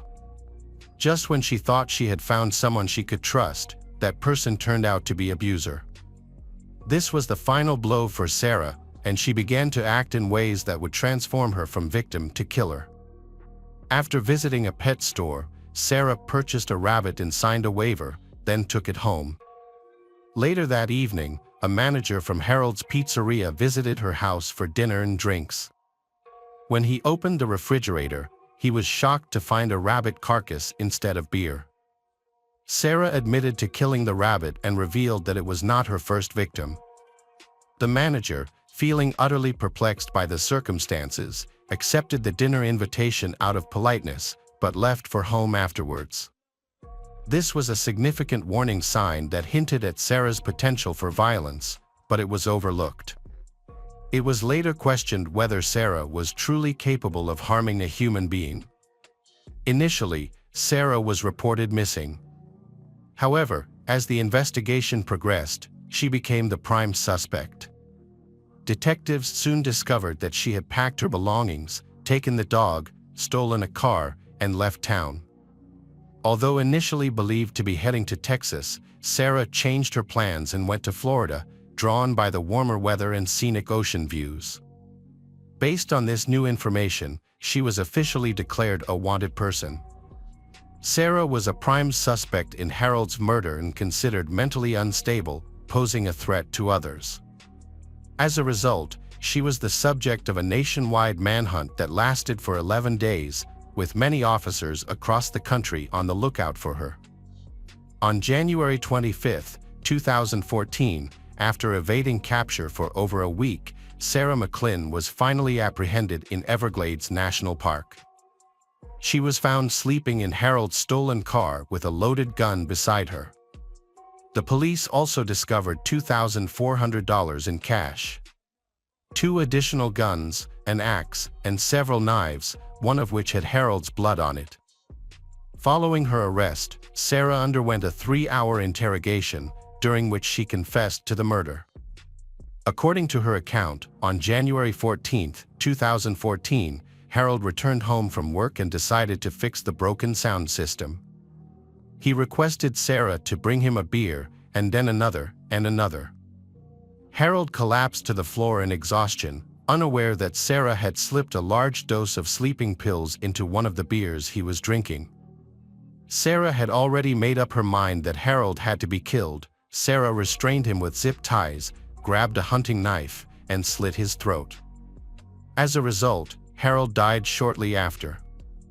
Following the incident, Sarah took a shower, washing off the blood while listening to her favorite music.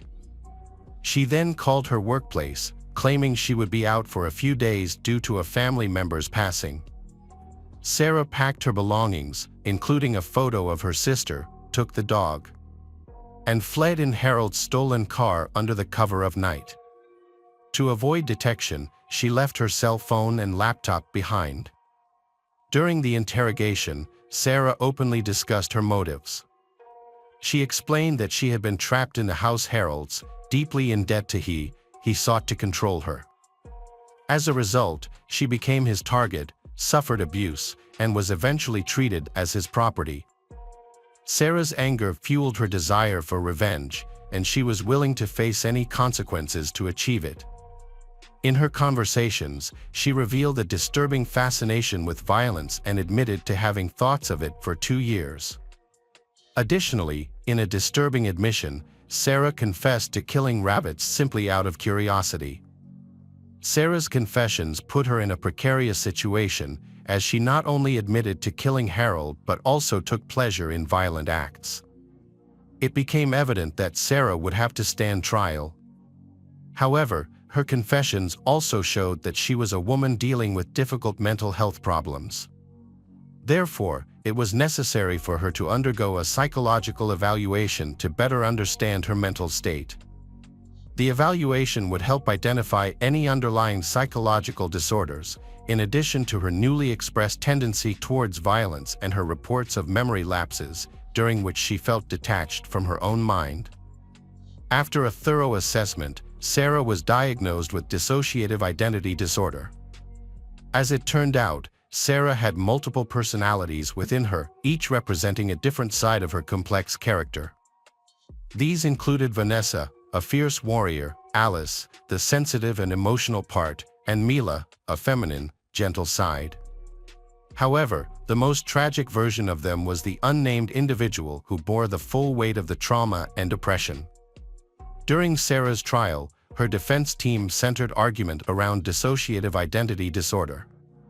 According to Sarah, one of her alternate personalities, Alice, had suicidal thoughts but was convinced by her other personalities not to harm herself. Instead, they collectively decided that killing Harold was the only solution. The defense team argued that Sarah was in a state of clinical dissociation when she committed the crime, implying that she was not fully in control of her actions.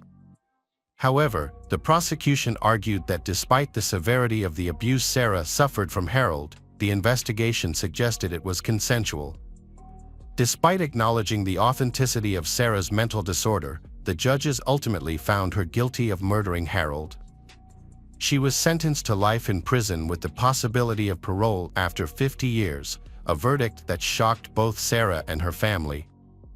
The sentencing decision raised concerns that the court had not adequately considered the long-term abuse Sarah endured and her mental state at the time of the crime. As a result, many felt that her punishment was disproportionately harsh. In response, Sarah filed an appeal, arguing that the court should have taken her history of abuse into account during the trial. Fortunately, by that time, more evidence of Harold's horrific behavior had come to light. Upon analyzing his computers, detectives discovered a large collection of illegal pornography. Furthermore, another woman reported that Harold had abused her 2 daughters. Considering this new evidence, Sarah's appeal led to a reduced sentence of 25 years, a 50% decrease from the original sentence. Despite this new information, Sarah remains incarcerated. The judge acknowledged that Harold had indeed abused and manipulated Sarah, but emphasized that this did not justify her premeditated murder. Initially, Sarah was a victim of Harold's exploitation. He was a master manipulator, deceiving many in with his charm. Some individuals still recall his generosity, as he had helped employees in financial. Harold's family acknowledges his wrongdoing but also remembers his positive qualities. They believe he needed help, not death. Similarly, Sarah's family agrees that she should face consequences for her actions but thinks the sentence was too severe, given the circumstances of her trying to escape her abuser. Harold was a complex individual, well-liked by many, yet with a darker side. His story shows how life's difficulties, traumatic incidents, and not having enough support can result in very unfortunate consequences.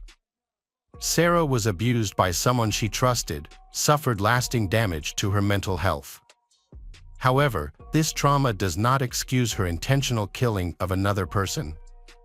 Ultimately, Harold's story teaches us to look beyond a person's appearance, as their true nature may be hidden. Harold, perceived as kind and generous, was actually manipulative and predatory. Hello again, true crime fans. We've got another mysterious case to explore. The case of Ingrid Line. Ingrid Line was born on August 2, 1975. She lived in Renton, Washington, just outside Seattle, with her 3 young daughters. Ingrid was a nurse at Swedish Medical Center in Seattle. She balanced her career with taking care of her young children. After divorcing Philip Line, who was also the father of her children, they agreed to share parenting responsibilities. Although divorced, Ingrid and Philip still maintained a friendly relationship to effectively raise their daughter together. Ingrid's world revolved around her daughters, Noelle, 10, Brooke, 8, and Reese, 6. She was devoted to their safety and happiness, willing to sacrifice whatever was necessary. On April 9, 2016, Philip Line visited Ingrid at their residence in Renton, Washington, in a visit intended to care for their children together. Philip was sure that Ingrid would be home to welcome him. But when he arrived at the house, Philip was unable to reach Ingrid by phone, so he then contacted Ingrid's mother, Jorga, for support. Jorga and Philip entered Ingrid's house using Jorga's key and began searching for Ingrid. They found Ingrid's wallet, phone, and other personal items, including her driver's license, but no sign of Ingrid. It seemed unusual for her to leave without telling anyone. Worried, Jorga decided to report Ingrid missing to the authorities. As the investigation progressed, police spoke to Ingrid's friends and neighbors, eventually learning that she had mentioned going on a date with a man the night before. A neighbor also mentioned that Ingrid had recently started seeing a man named John, which was news to Jorga and Philip. Ingrid and Jorga had previously shared phone accounts, allowing Jorga to access Ingrid's call logs. When reviewing the logs, Jorga discovered that Ingrid had made multiple calls to a number registered in Montana. Yorga became suspicious and looked up the phone number online and discovered it was linked to John Robert Charlton's Facebook account. Concerned for Ingrid's safety, Yorga sent a text message to the number on Saturday, saying she had contacted 911 to report her daughter missing. John Charlton replied, looking surprised and asking what was going on. He explained that he and Ingrid had attended a Mariners game the previous day but then broke up because Ingrid needed to take care of her children early the next morning. Even though Yorga was repeatedly asking him to talk to the police, John Charlton refused to stop responding. The case reached a new turning point on April 9th, when a Seattle resident named Mike Novasio placed an emergency call to authorities. Mike reported that when he returned home, he noticed one of his recycling bins had an unusual weight, which had been left outside for collection on April 7th. Mike had noticed something was wrong and had decided to investigate. When he had opened the trash can, he had been shocked to find 3 clear plastic bags, one of which had appeared to contain human remains, which was why he had immediately called the authorities. When the police and medical examiner had arrived, they had carefully examined the contents of the bags. Inside, they had found a human head, a foot, an arm, and a leg. Although the remains had shown no signs of decomposition, facial features had still been recognizable, allowing them to identify the remains as those of Ingrid.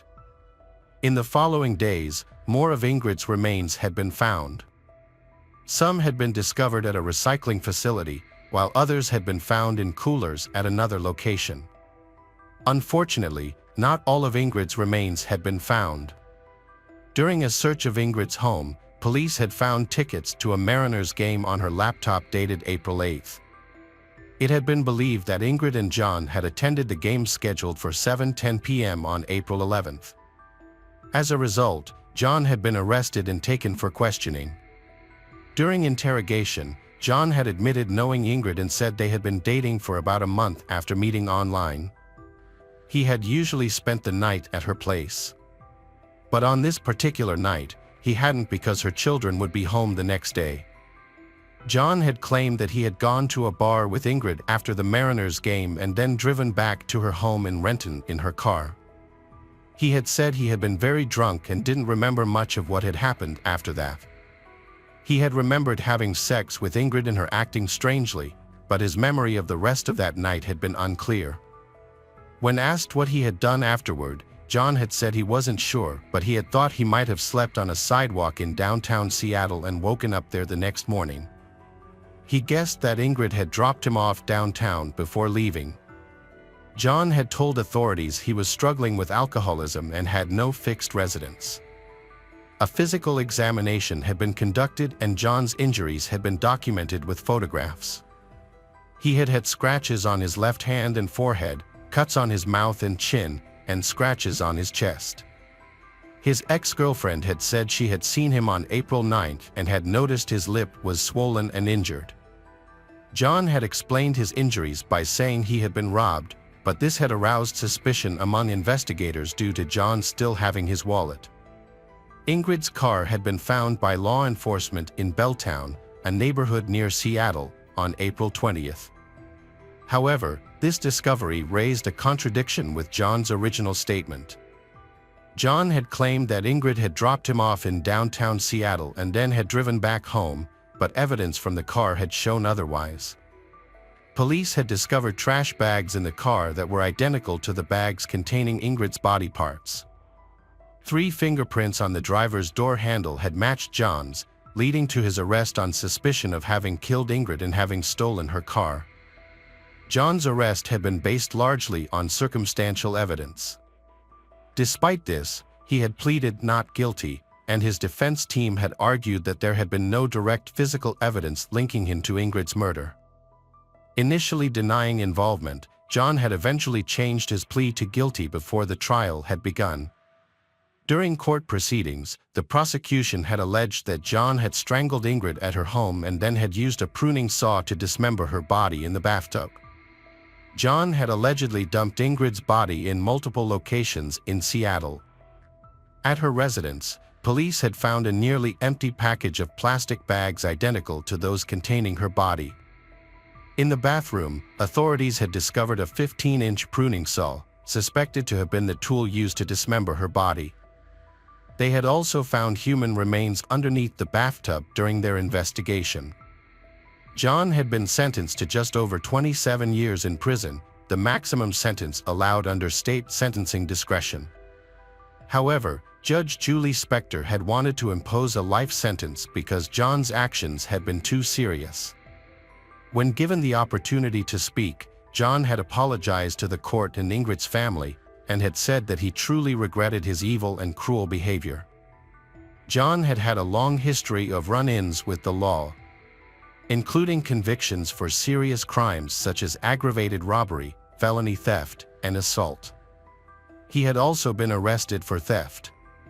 However, it had been his behavior at home that had worried his parents the most.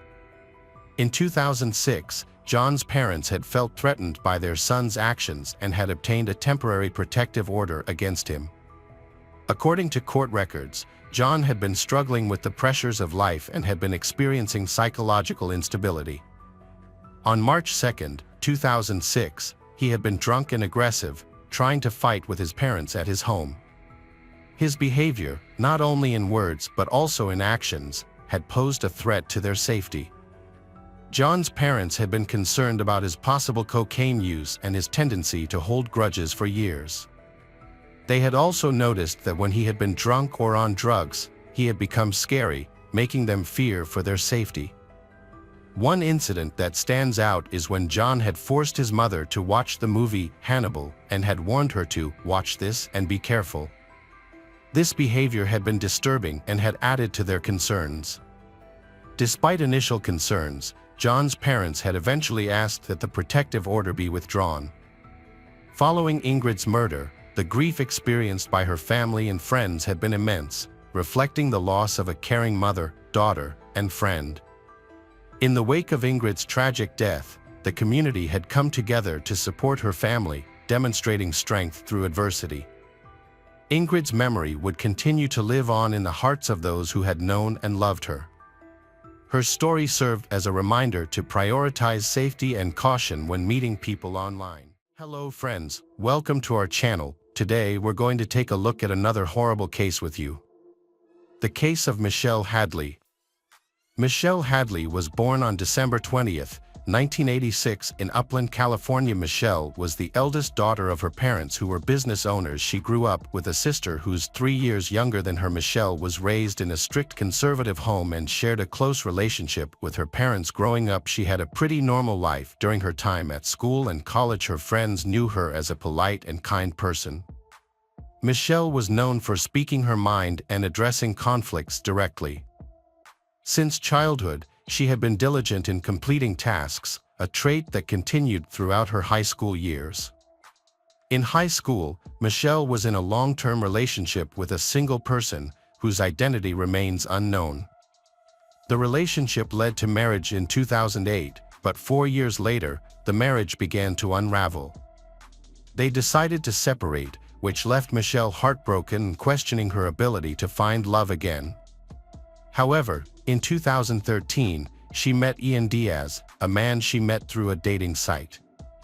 Ian, who was working as a deputy U.S. Marshal at the time, was attentive and loving, drawing Michelle in. They eventually moved in together in the fall of 2014. Ian proposed to Michelle, and they set a wedding date. Initially, their marriage seemed perfect, but over time, Ian's behavior changed dramatically. Michelle had always seen Ian as a kind and attentive partner, but he slowly became loathing and abusive. At first, Michelle struggled to recognize these changes, mistaking them for acts of love. Ian began making requests that made Michelle uncomfortable, such as asking her to wear more revealing clothes. Despite her conservative upbringing, Michelle complied with his demands. Too easily, Ian made increasingly provocative demands. He asked her to get her navel pierced and she finally agreed. Ian's requests became more bizarre and controlling. He asked Michelle to quit her job at a marketing firm, which she loved, and take a job at Disneyland, a place he had worked at before becoming a deputy U.S. Marshal. Ian claimed he wanted Michelle to be in a safer environment, but in reality, he wanted to keep a close eye on her every move, using his connections at Disneyland to monitor her activities. Michelle was initially taken aback by her husband's unusual request, but she wanted to make him happy, so she agreed to go along with it. However, as time passed, Michelle began to feel uneasy about the situation and realized she was changing into someone she wasn't. She thought about discussing her concerns with her husband, but when she tried to talk to him, he became defensive and abusive.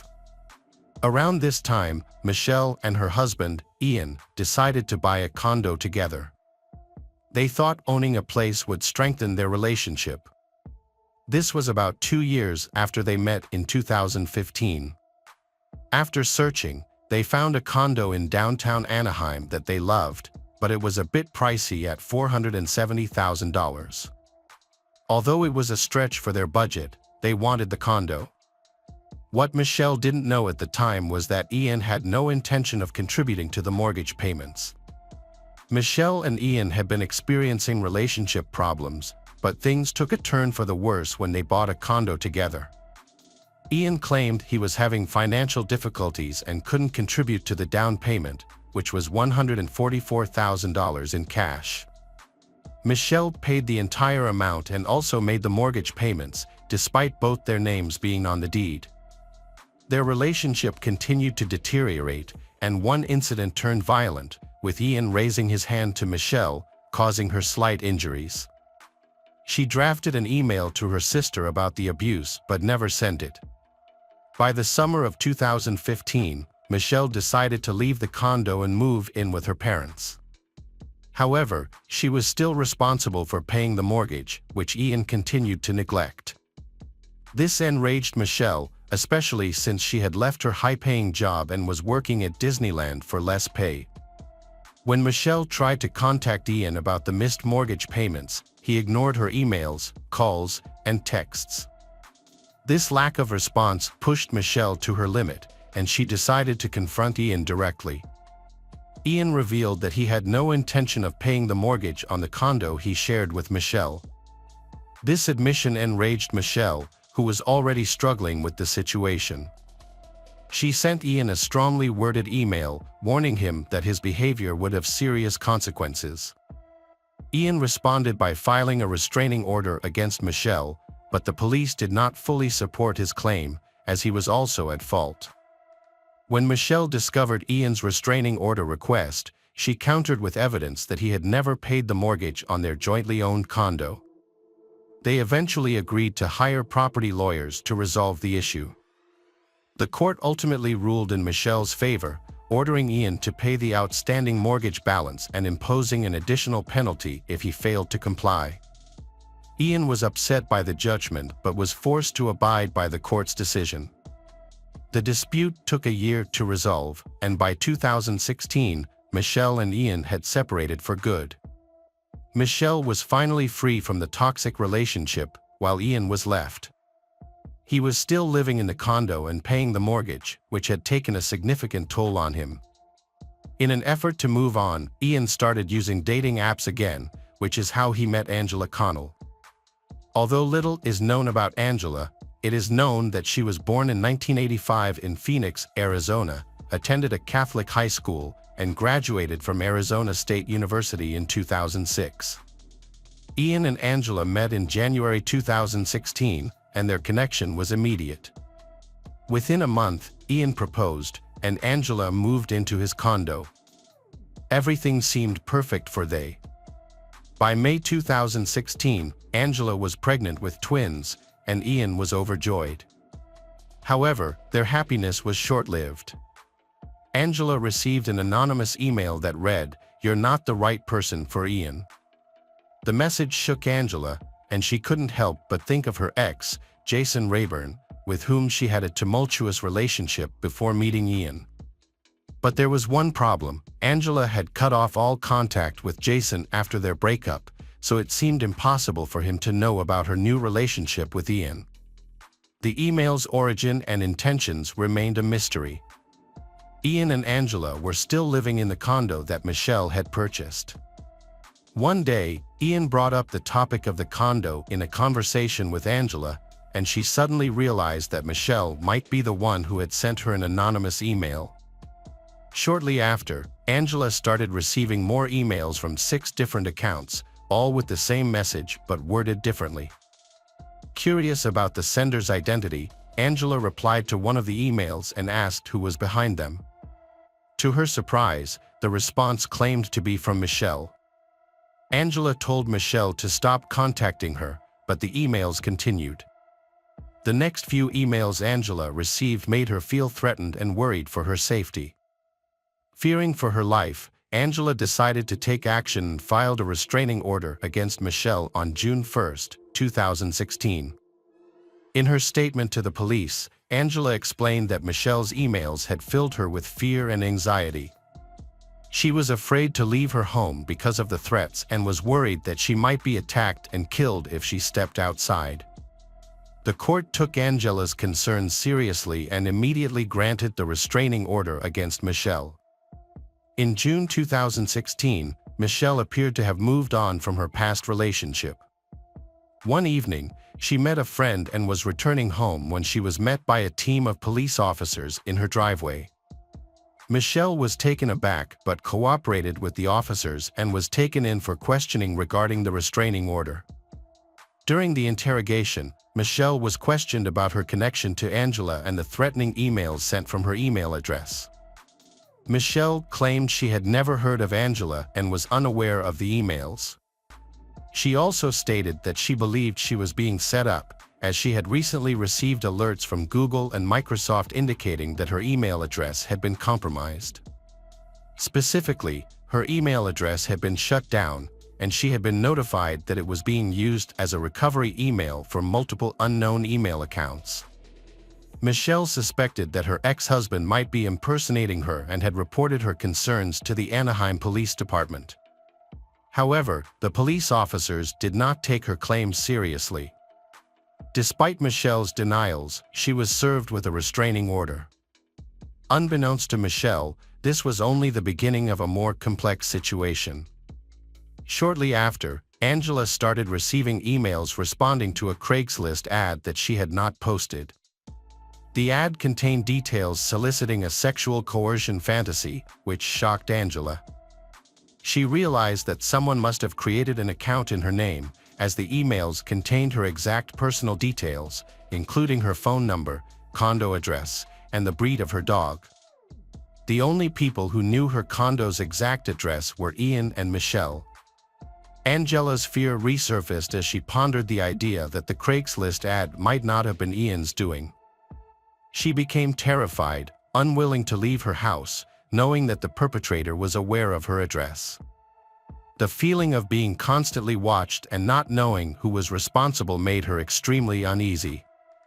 Days after the incident, on June 24, 2016, Angela was attacked. She was left with a bruised neck, ripped clothes, and a head injury from being slammed against the wall. Despite her condition, Angela managed to call 911. When the police asked if she recognized her attacker, Angela identified the person as Michelle. The police decided to take a stronger approach with Michelle and arrested her, as they believed a restraining order was not enough to prevent her from harming Angela. While in jail, Michelle managed to inform her parents about her arrest. Her parents, who were from a conservative background and were successful business owners, took immediate action to handle the situation. Michelle's bail was set at $10,000, which her parents were able to pay, securing her release. After Michelle's release, Angela began receiving harassing emails again. Although it seemed unlikely, the emails were actually sent from Michelle's personal email address. This raised questions about Michelle's involvement in the harassment. In another incident on July 13, Angela contacted 911 after seeing a man standing outside her condo. When the police arrived, the stranger claimed to be responding to a sexually explicit Craigslist ad posted in Angela's name.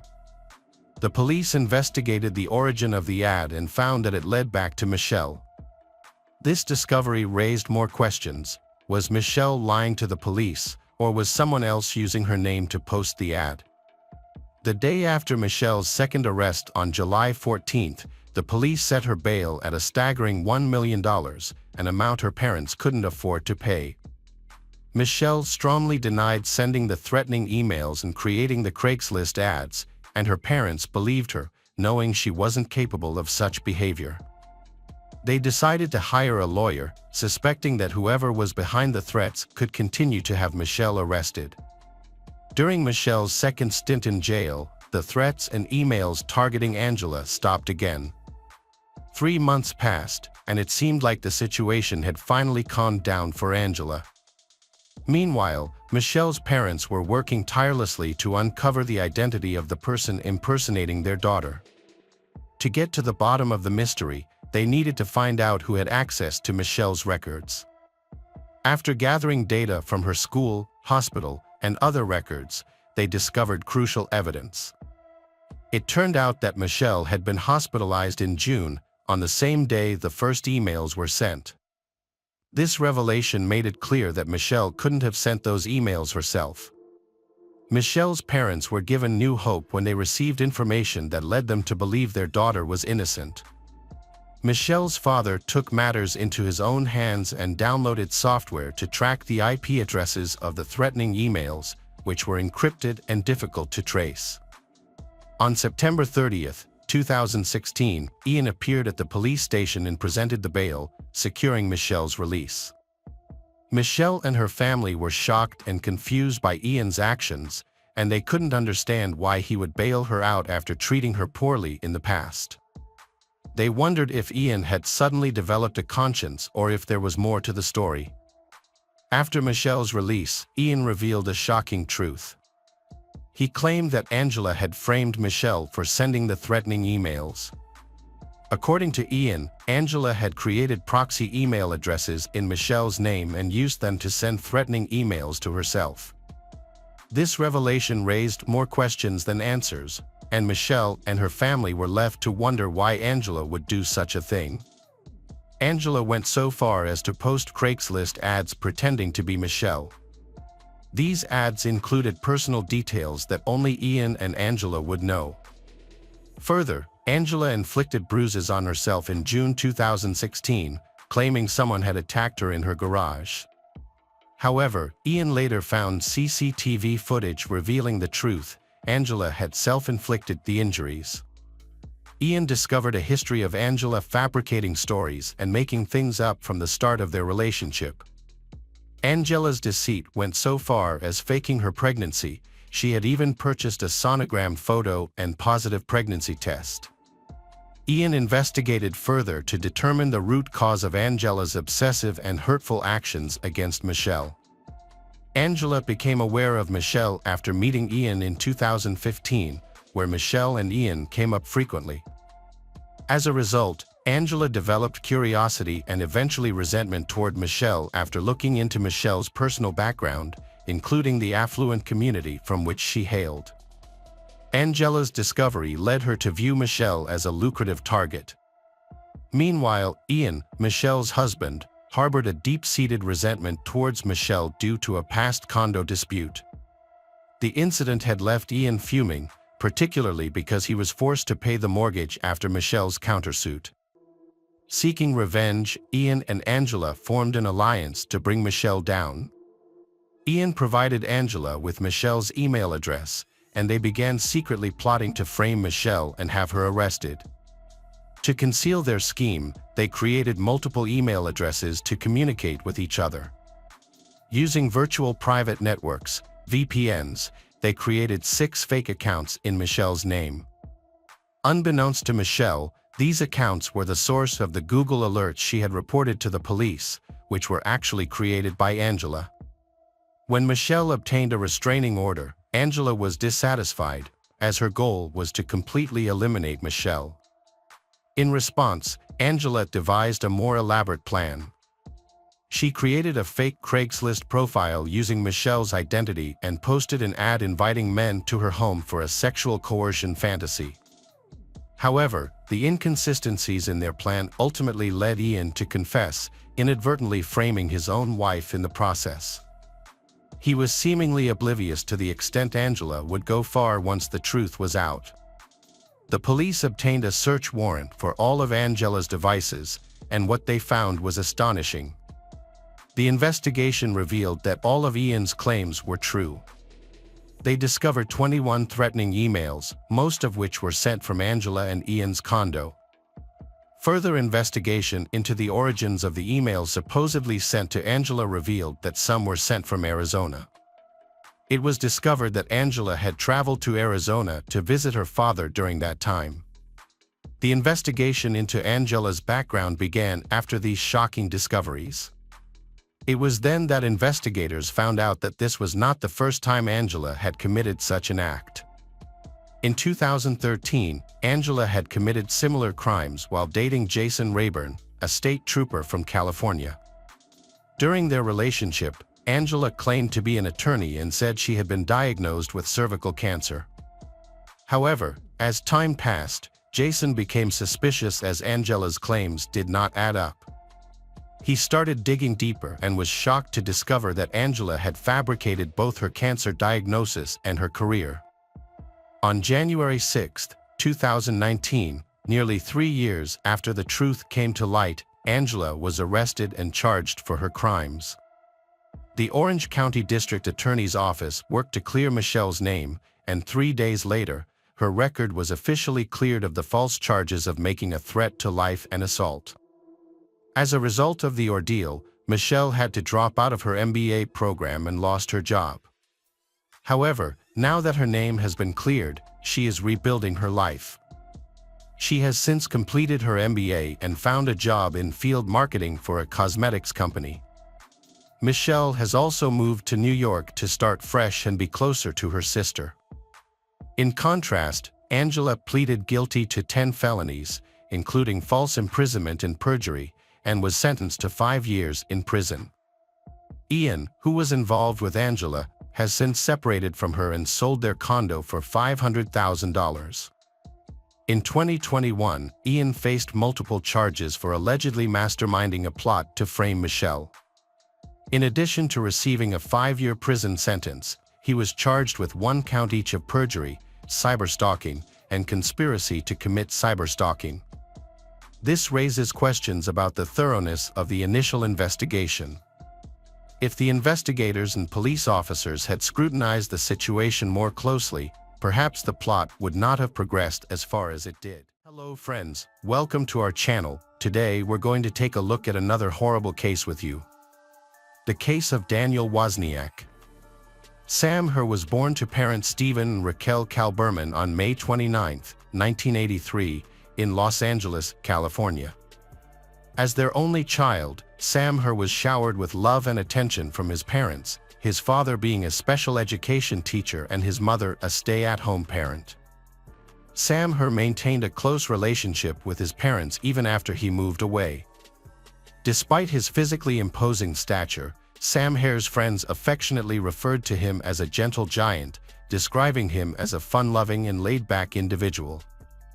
Sam Herr enlisted in the United States Army at a young age and completed tours of duty in Afghanistan and Germany as part of the 173rd Airborne. After serving for 3 years, he was honorably discharged and returned to Southern California to pursue higher education using the GI Bill.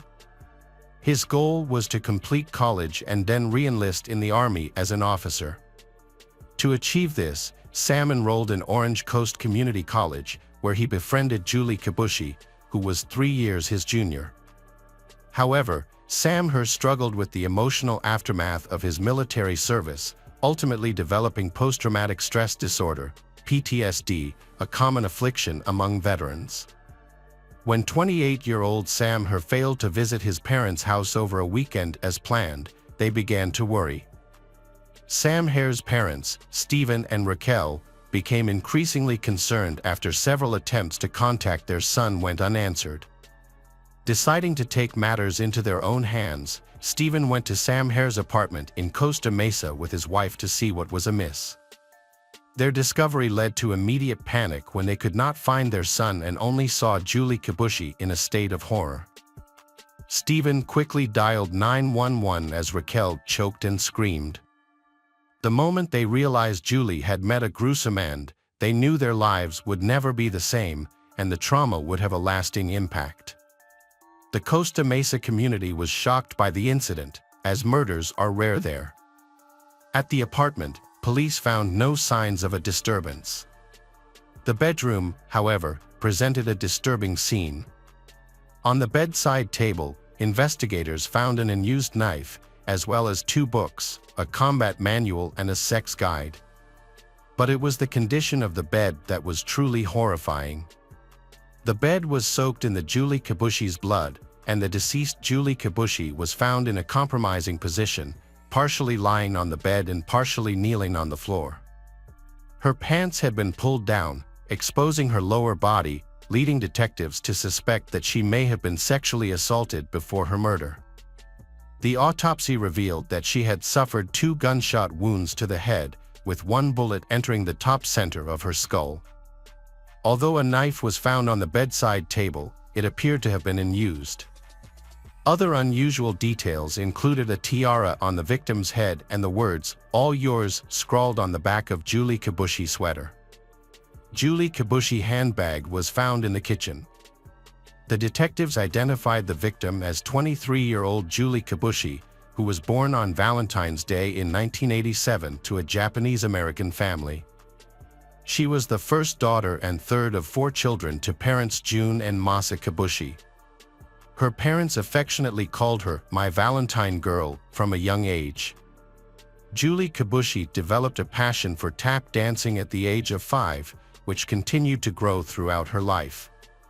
Those who knew her described her as a joyful person to be around, with a goofy and bubbly personality that could light up a room. Julie Kibushi was known for her kindness and willingness to go out of her way to help others. Julie Kibushi's life was a balance between her Japanese heritage and her independent American spirit. She had recently graduated from the Orange County School of the Arts and was pursuing a degree in fashion design at Orange Coast Community College. There, she befriended 26-year-old Sam Herr and even tutored him in anthropology. Little did she know, her kindness would ultimately lead to her tragic demise. The police investigation into Julie Kibushi's murder was underway. Detectives meticulously examined the crime scene, searching for clues that would reveal the truth about her final moments. Their attention turned to Sam Herr, as Julie Kibushi's body was found in his apartment. His sudden disappearance further raised suspicions. With evidence pointing to Sam Herr's involvement, investigators decided to take a closer look at him. Detectives suspected that Sam Herr had committed the crime in a moment of passion and then fled. This theory was supported by the fact that Sam Herr was nowhere to be found after the murder of Julie Kibushi in his apartment. The discovery of text messages from Sam Herr's number on Julie Kibushi's phone further fueled their suspicions. Initially, the messages seemed innocuous, with Sam Herr sending Julie Kibushi a text at 2:45 p.m. on May 21, 2010, telling her he would help a friend and then visit his parents. However, just 2 hours later, his messages took a drastic turn, as he frantically asked Julie Kibushi to come to his apartment. However, investigators interpreted these messages as evidence of Sam Herr's guilt, arguing that he had planned for Julie Kibushi to visit his apartment, which ultimately led to the murder. The disappearance of several key items from the apartment hinted at Sam Herr's possible flight. His passport and car were both missing, leading investigators to a straightforward conclusion: Sam Herr was on the run, and likely the prime suspect in the crime. As the investigation continued, the Costa Mesa police tracked Sam Herr's cell phone and credit card activity to pinpoint his location. They discovered that his credit card had been used for 4 ATM withdrawals and a purchase at a pizza delivery place in Long Beach, California, just 20 miles from Sam's home. Police anticipated that Sam Herr would appear in the surveillance footage of the ATM. However, when the bank provided the footage, the police were shocked to see a teenager wearing a hoodie, not Sam Herr, withdrawing money from his account. Neither the police nor Sam Herr's parents could identify the mysterious boy. Investigators believed he was probably helping Sam her escape or hide. In either case, the Costa Mesa police were determined to find him. On May 26, 2010, they discovered that his credit card had been used for another pizza delivery, and they began tracing the delivery driver. Police went to an address provided by a tipster, expecting to catch Sam but instead found 17-year-old Wesley Freilich and his friends. Although initially suspected, authorities quickly cleared Wesley's name. However, they discovered that he possessed Sam Hare's credit card. Wesley told investigators a surprising story. He had been given the credit card by Daniel Wozniak, a local theater actor who had met Wesley through community theater. Daniel Wozniak claimed to be a bail bondsman and said he needed help collecting money from Sam Hare. Believing Wozniak's story, Wesley agreed to withdraw cash using the credit card, unaware of the true circumstances. A total of $1,900 was withdrawn from the account, sparking further investigation. The name Daniel Wozniak was familiar to investigators, who had previously found an invitation to his upcoming wedding in Sam Hare's apartment. This raised several questions. Who was Daniel Wozniak, and what was his connection to Sam Hare? Was he involved in helping Sam Hare escape, or was he a more sinister accomplice to the murder? These questions needed to be answered. To understand Daniel Wozniak's potential role, investigators looked into his background. Born on March 23, 1984, Daniel Wozniak was the youngest of three brothers. Due to his parents' demanding work schedules, he spent a significant amount of time with his grandparents after school. Daniel Wozniak grew up in a privileged household and was accustomed to luxury. Daniel Wozniak's journey to becoming an actor began in his early 20s. Despite struggling to hold down a job and often having to move to low-paying positions, his passion for acting and singing in musicals kept him going. It was during this time that he met his future wife, a fellow actress, and they eventually got married. However, their happiness was short-lived.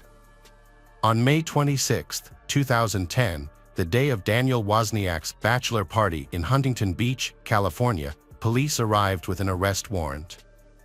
This unexpected turn of events linked Daniel Wozniak to the murder of Julie Kibushi, as it turned out that Sam Hare, the suspected killer, lived in the same apartment complex as Daniel Wozniak. Authorities believed that Daniel Wozniak may have helped Sam Hare escape or hide, leading them to assume he was involved in the crime. Police arrested and questioned Daniel Wozniak. Initially, during interrogation, Daniel Wozniak claimed that his only wrongdoing was credit card fraud and that he had covered for his friend Sam Hare.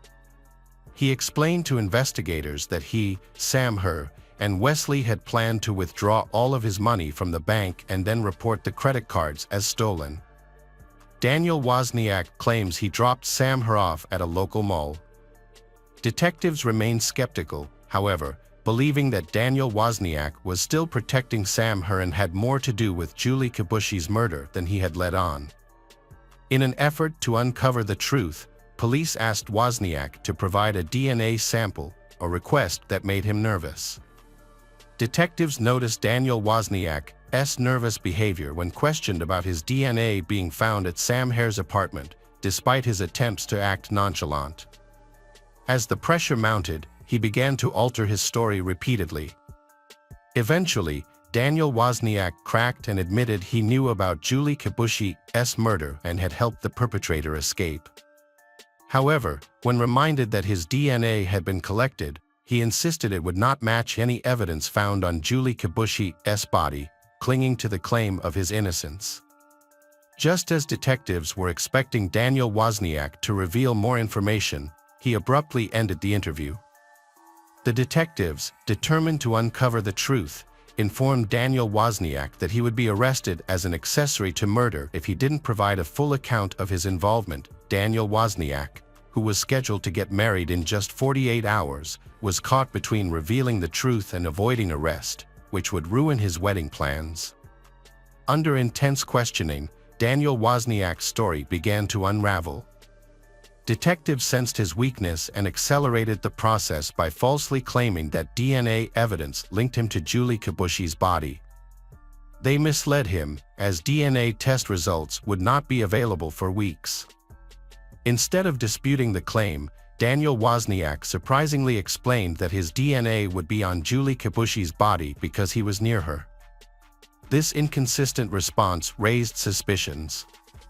As Daniel Wozniak's lies continued to crumble, he made a stunning revelation, which was particularly alarming to detectives because they had initially observed only one gunshot wound at the crime scene.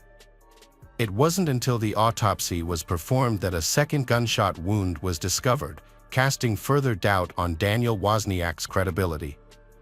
Daniel Wozniak's confession implicated him as an accomplice to the murder, allowing investigators to formally detain him. However, detectives still needed to locate Sam Herr, and Daniel Wozniak refused to cooperate. Despite being in custody, Daniel Wozniak made a phone call to his fiancée, Rachel Buffett. Unbeknownst to Daniel Wozniak, the conversation was being recorded, which would eventually ensnare him in his own deceit. Rachel decided to prioritize her freedom over her relationship and informed Daniel Wozniak that she would share more information with the detectives. Realizing he needed to act swiftly, Daniel Wozniak became frantic and sought to negotiate a deal with the detectives, a reversal of his stance just hours earlier. Daniel Wozniak revealed a shocking account to the detectives, detailing his sinister murder plan. It began with a seemingly innocuous request to a friend, Sam Herr, whom he considered trustworthy. On May 21, 2010, Daniel Wozniak asked Sam Herr to help him move boxes at the Los Alamitos Theater attic, located on a local military base. Sam Herr was initially unaware of what had happened. When he realized he had been shot, he begged Daniel Wozniak for help. However, Daniel Wozniak showed no mercy. Without hesitation, he reloaded the gun and shot Sam Herr a second time, killing him instantly. The suspect brutally murdered Sam Herr and didn't stop there. He then used Sam Herr's phone to text Julie Kibushi, luring her to Sam Herr's apartment. He left Sam Herr's body in the attic later that night. The suspect snuck into Sam Herr's apartment, where Julie Kibushi had fallen into his trap. He then shot Julie Kibushi twice in the head.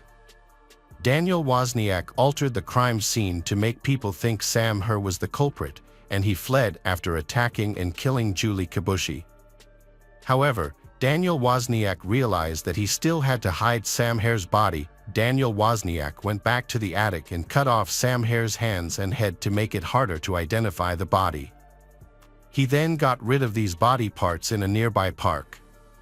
Despite his gruesome actions, Daniel Wozniak appeared to be unaffected and returned to the theater, where he was seen laughing and joking with others in several photos taken at cast parties, which were later found by detectives. The underlying motive for the murders was surprisingly straightforward: money. Daniel Wozniak's financial struggles were well documented, with 2 months of unpaid rent threatening his eviction and no means to fund the lavish wedding and honeymoon he had planned. However, his situation changed dramatically when he discovered that Sam Herr had $62,000 in savings from his military service. This revelation sparked a sinister plan, and Daniel Wozniak brutally murdered 2 innocent people in cold blood, all to fund his own extravagant celebrations. The bag containing crucial evidence against Daniel Wozniak was meant to be disposed of by his brother Tim, but Tim threw it over their parents' fence instead. The bag held incriminating items like bloody clothing, a weapon, and victim Sam Herr's records and passport, all with Daniel's DNA. This treasure trove of evidence helped secure a quick conviction, with Daniel found guilty of 2 counts of first-degree murder on December 16, 2015. On January 11, 2016, the jury in Daniel Wozniak's trial recommended the death penalty after only 1 hour of deliberation, a remarkably short time for such a serious decision. The judge later sentenced Daniel Wozniak to death on September 23, 2016. Years after the trial, detectives discovered that Rachel Buffett, Daniel Wozniak's former fiancée, had been aware of the murder plots and had misled investigators. Despite her denials, Rachel Buffett was arrested and charged with 3 felony counts of accessory after the fact for allegedly lying to the police on multiple occasions. On September 12, 2018, Rachel Buffett was found guilty of 2 serious charges, which carried a maximum sentence of 44 months in prison. As a result, she received a 32-month prison sentence on November 8, 2018. She was eventually released in 2019. Hello friends, welcome to our channel. Today we're going to take a look at another horrible case with you. The case of Tracy Howlett and J.B. Beasley. J.B. Beasley, born on July 31, 1981, in Troy, Alabama, to parents Cheryl and Hilton Lanier Beasley. After her parents' separation, Beasley moved to Dothan with her mother in 1984. She was deeply loved by her mother and stepfather, Joey Begun, whom her mother married a few years later. Beasley grew up in a comfortable home in Dothan, Alabama, with her 4 sisters. She developed into a sociable young woman with a wide range of interests, including cheerleading, dance, piano, and swimming. She also worked as a model, along with her sisters, for several agencies. Despite her many pursuits, she valued time spent with friends and family. In high school, Beasley befriended Tracy Howlett, a fellow cheerleader. They quickly became inseparable. Tracy Howlett was born on March 3, 1982, to Carolyn and Robert Howlett. Her father, a member of the Dothan Police Department, tragically passed away when Tracy was just 5 years old. Her mother, Carolyn, later remarried a man named Mike Roberts, who helped raise Tracy Howlett alongside her mother. Tracy Howlett was a shy but selfless person who always put others before herself. She was particularly protective of her 2 younger brothers and took her responsibilities as an older sister seriously. Like Beasley, Tracy Howlett attended Northview High School, earning good grades and participating as a cheerleader. As Beasley and Tracy Howlett were transitioning into adulthood, they were unaware of the tragic events that would soon shatter their hopes and dreams. On the evening of July 31, 1999, around 10:05 p.m., they friends left Dothan in J.B. Beasley's black 1993 Mazda 929, heading to a birthday party in Headland, just a few miles north. However, their unfamiliarity with the roads soon led them into difficulty. Beasley and Tracy Howlett started their trip but took a wrong turn shortly after leaving their hometown, becoming lost. At around 10:30 p.m., they stopped at a BP gas station in Headland, near the intersection of routes 173 and 431, to get directions. From the gas station's payphone, they called their friends to get clearer directions to their party destination. However, after continuing their trip, they found themselves in Ozark, Alabama, approximately 24 miles northwest of Headland, rather than their desired location. At 11:30 p.m., they realized they were still lost and pulled over at the Big Little store to get their bearings. Although the store was closed, Tracy Howlett used the payphone to call her mother, explaining that they had gotten lost and were now in Ozark. She updated her mother on their plans to return home rather than continue their search for the party. A woman named Marilyn Merrick and her daughters pulled into a gas station to buy a soda. Tracy Howlett and Beasley approached them, asking for directions to Dothan. Marilyn did her best to explain the route, and they seemed to grasp it. She noticed that they appeared to be well-mannered and were driving a clean and tidy car. As Marilyn watched, they followed her directions, pulling out of the parking lot and turning right. On August 1, 1999, Tracy Howlett's mother filed a missing person report with the police around 8 a.m. Investigators quickly began searching for Tracy Howlett and her friend, Beasley, who had not been seen since the previous night. Their first lead came when police discovered Beasley's car parked on Herring Avenue in Ozark. The vehicle showed signs of recent use, with an almost empty gas tank despite being filled the day before. The car was also dirty and had a partially rolled down driver's side window, yet the doors were locked with no signs of forced entry.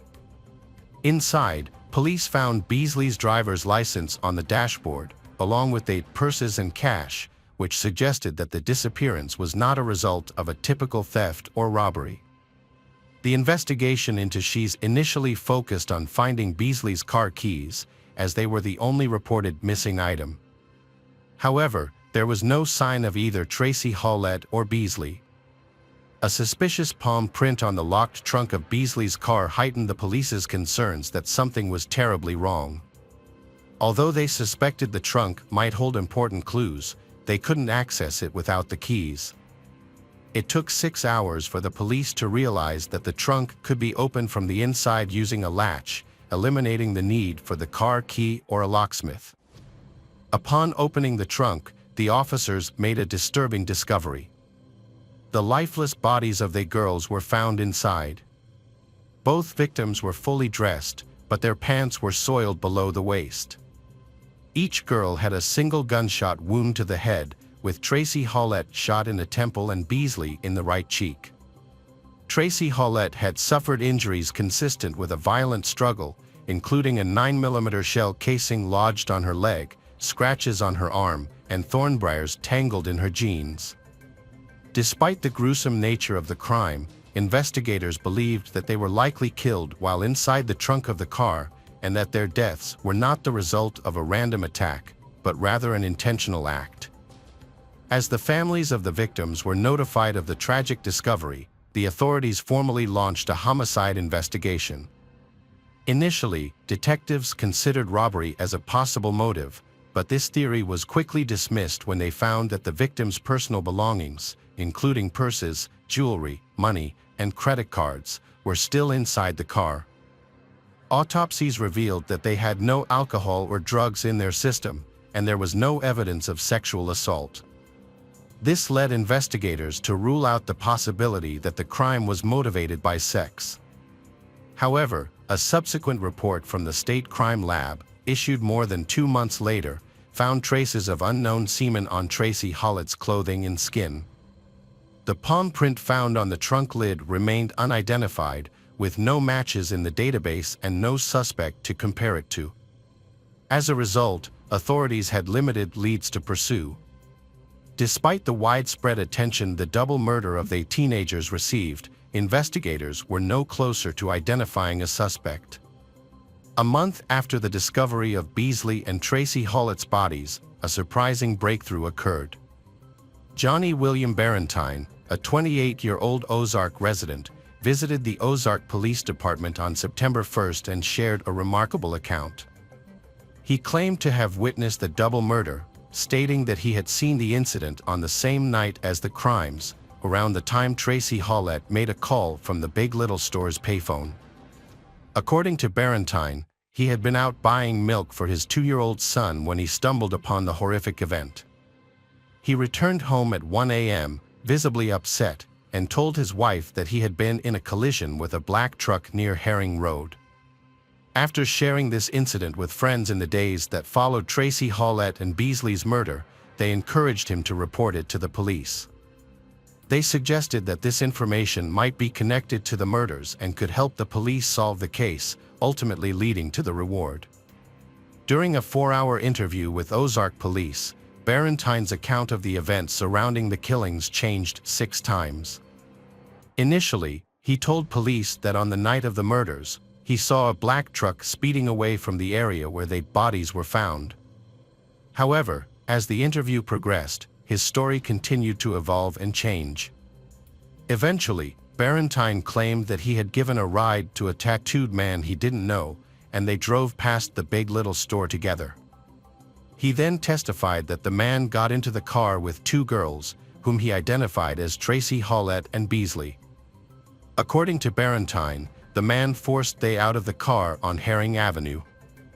A confrontation took place between the man and they as they tried to escape. After putting they in the trunk, Barentine reported seeing something in the man's hands just before hearing 2 gunshots.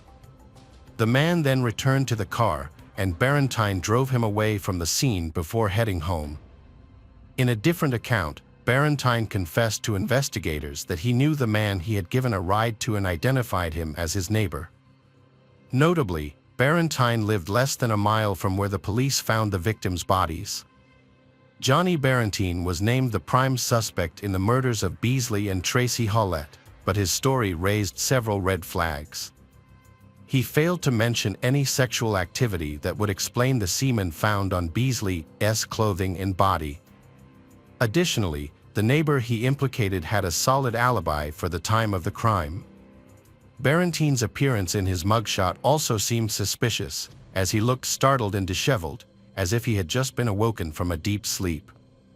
Despite these inconsistencies, police initially believed they had the right person. However, Barentine soon confessed that he had fabricated his entire story to collect the reward money. Surprisingly, at the preliminary hearing on September 21st, Alabama Bureau of Investigation agent Charles Huggins testified that Barentine was able to accurately describe her clothing and other details consistent with the crime scene, which suggested that he may have had some knowledge of the events. After his arrest, Barentine was held in the Dale County Jail in Ozark without the possibility of bail. At a bond hearing on October 18th, Barentine claimed he was not involved in the killings. He told the judge that he had not picked up a tattooed man and had not witnessed anything on the night of the murders.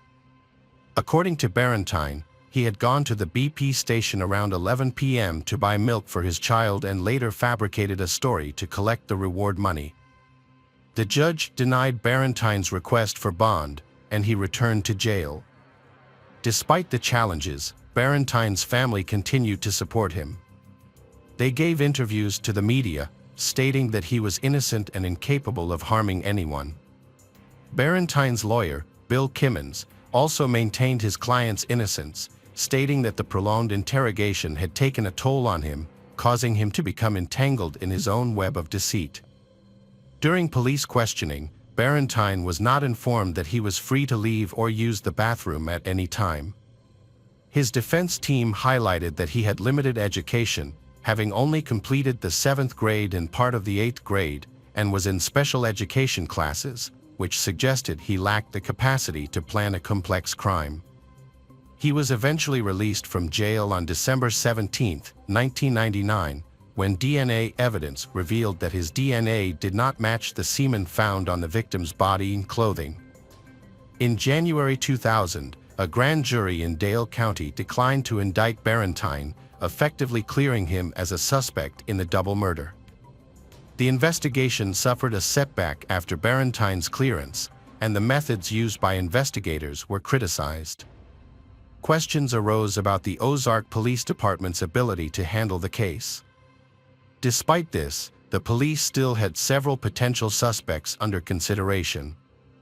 A Michigan man was considered a key suspect due to his proximity to the scene and suspicious behavior. He was in the area on the night of the murders and attended a party near where Beasley's car was found. Within days, he left town, raising suspicions. Investigators made 3 trips to Michigan to interview him, but he was unable to provide a solid alibi for hours on the night of the murder. Police were initially interested in 2 key leads, a person of interest whose DNA didn't match the crime scene, and a driver of a small white pickup truck captured on surveillance footage. The video showed the truck at the gas pumps at the same time the victims, Beasley and Tracy Hollett, were nearby at the payphone. However, no record of a gas purchase existed, and the video was of poor quality, making it impossible to clearly identify the driver or determine if anyone got out of the truck. The police released a photo of the truck a month later, asking for the public's help in identifying the driver. Unfortunately, no one came forward with any information, and the lead eventually disappeared. The investigation's last lead was a man from Mississippi who had been arrested in Jones County on an outstanding warrant for possessing drug paraphernalia. He had been visiting relatives in Ozark, but departed 2 days after the murders. Investigators wanted to question him, but ultimately, he provided no significant information. Due to lack of evidence, they were forced to release him. In March 2000, a woman came forward, claiming she heard screams and 2 gunshots near Highway 123 South, just inside the city limits, on the night of the murders. She admitted she had been scared to report it earlier. Police searched the area based on her description and found a 9mm bullet, the same type used to kill they. However, the bullet's brand did not match the brand of the bullet shell casing found on Tracy's body. The unspent bullet found no useful markings for forensic comparison to other evidence, ruling out another potential lead in the case. Despite this and other dead ends over the years, investigators remained hopeful for a DNA match. As the families of Beasley and Tracy Howlett tried to move on with their lives, the case eventually went cold. Years later, new information rekindled the investigation. In 2015, a bombshell accusation shook the case. Rena, an auxiliary police officer with the Ozark Police Department, came forward and publicly accused a fellow officer of murdering Beasley and Tracy Howlett and implicated others in a cover-up. Rena made several disturbing allegations regarding the Ozark Police Department. She claimed that on July 31, 1999, a police officer stopped Beasley and demanded to know the location of cassette tapes containing incriminating conversations about the police department's involvement in cocaine trafficking. According to Rena, this confrontation led to the tragic murder of 2 innocent teenagers. Rena further alleged that she was threatened by multiple law enforcement officials who knew the identity of the murderer but helped cover up the crime by destroying evidence. Specifically, Rena accused 3 officers, Gary Butch Whittington, Rex Tipton, and Eddie Henderson, of harassing and intimidating her. She also implicated the former police chief, Tony Spivey, who led the original investigation, in the cover-up. However, Rena declined to reveal the name of the officer she believed was directly responsible for the murders. American journalist John B. Carroll wrote that the officer likely assumed they girls planned to use the tapes as evidence in a court case set for August 2, 1999, just over a day after their murders. Carroll also reported that Rena was brutally beaten with a baseball bat after coming forward, which prevented her from revealing the actual killer. Law enforcement officials accused by Rena denied any involvement in the murders of Beasley and Tracy Howlett. Due to a lack of physical evidence, none of the officials were ever formally named as suspects in the case. Despite this, online allegations against them spread quickly on true crime websites and social media. As a result, Keith Coffin, Rex Tipton, Tony Spivey, Eddie Henderson, and Gary Butch Whittington from the Ozark, Alabama Police Department sued Rena Crum, John B. Carroll for defamation in 2016. The case was later dismissed in 2018. In May 2016, Rena Crum was convicted of harassing Beasley's sister over several years and received a suspended sentence and a $250 fine. Despite an extensive investigation that spanned 2 decades, including numerous interviews and DNA samples, authorities were unable to identify a suspect. It wasn't until 2019 that advances in DNA technology finally led to a breakthrough. In March 2019, investigators sent the DNA evidence found on Beasley's body in clothes to a specialized lab in Virginia called Parabon Nano. The lab used public genealogy databases to analyze the DNA and found a match, leading them to identify a suspect named Coley McCraney. McCraney, 45, was not previously a suspect in the 1999 murders of Beasley and Tracy Howlett, but DNA evidence now implicated him in the crime. McCraney was born in Alabama and graduated from Carroll High School in Ozark in 1992. During his time in high school, he was an athlete and also served as the president of the library club. After graduation, he enlisted in the U.S. Air Force and served from 1993 to 1997. In 1992, McCraney was married, but they separated 2 years later. They eventually divorced. His ex-wife filed a complaint with the Air Force in 1994, alleging that McCraney had assaulted her. McCraney later remarried in 2001 and had children with his second wife. In 1998, he was found to have failed to pay child support, but otherwise, he had no significant criminal record over the past 20 years. McCraney worked as a truck driver throughout his career, employed by several Alabama-based trucking companies over the years. More recently, he co-founded a church and worked as a bishop. At the time of the 1999 murders, Kauai McCraney was 26 years old and living in Ozark, just 1 mile from where the bodies of Beasley and Tracy Hallett were found. Nearly 20 years later, on March 15, 2019, McCraney was arrested in Daleville, Alabama, following a traffic stop. During his subsequent interview with police, McCraney claimed to not know the victims. However, the investigators did not reveal any motive for the murders. The news of McCraney's arrest sent shockwaves through the Ozark community, including its police chief, Marlon Walker, who had attended school with McCraney. As the case seemed to be finally unraveling, a new development emerged. Rena Crum, a 53-year-old woman who had previously accused the Ozark Police Department of covering up the murder, withdrew her allegations during an August 2022 hearing. McCraney, 49, is currently in Dale County Jail awaiting trial on 5 counts of capital murder for the shooting deaths of Beasley and Tracy Hallett. His bond was denied, and his trial is scheduled for April 17, 2023. The families of the victims expressed relief that the alleged killer has been apprehended, but they still face the difficult process of reliving painful memories during the trial. McCraney was ultimately found guilty of the murder and rape of Beasley and the murder of Hallett. He was sentenced to life without the possibility of parole. Hello friends, welcome to our channel. Today we're going to take a look at another horrible case with you, the case of Kristen Trickle. Kristen Trickle was born on August 14, 1993, in a small town in southeastern Nebraska. However, her early childhood was marked by turmoil. Her biological mother abandoned the family when Kristen was just 3 years old. Despite the challenges, Kristen's father, James, raised her on his own, providing for her every need.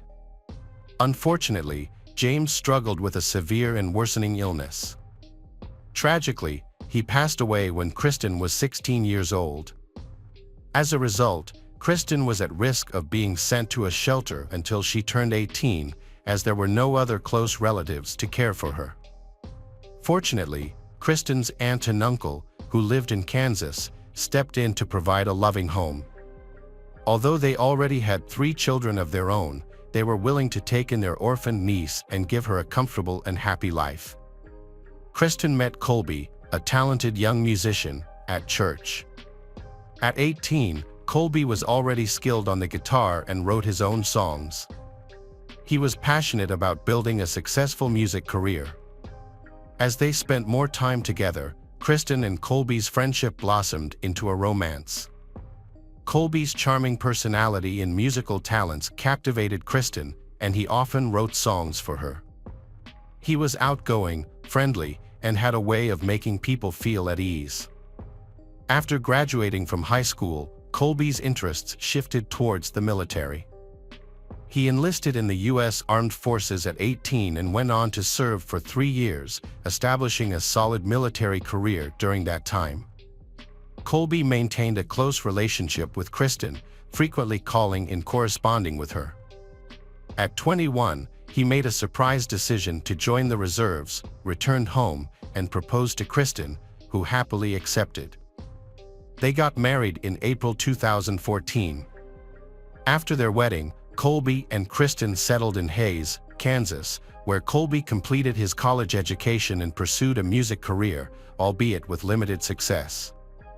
He performed at local events and parties, playing cover versions of popular songs. They had 2 dogs, which they loved dearly, and many people considered their marriage to be happy. However, tragedy struck 5 years into their marriage. On Halloween Eve, October 31, 2019, at around 4 a.m., a distress call was made to emergency services.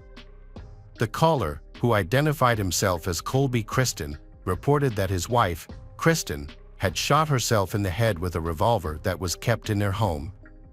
When medical help and the police arrived at the scene, a young man opened the front door for the officers, but stayed outside himself. Inside, the team found Kristen, who appeared to be surprisingly calm despite the severity of the situation.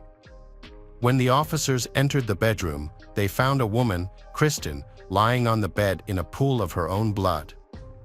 A large revolver was on her abdomen, and she had a visible gunshot wound on her chin. At first, it seemed like she had already died, but surprisingly, she moved her hand, and an officer detected a weak pulse and breathing. The officers moved Kristen to the adjacent room to position her on the floor for resuscitation attempts. Despite their efforts, Kristen had died by the time the ambulance arrived, and the medical team confirmed her death.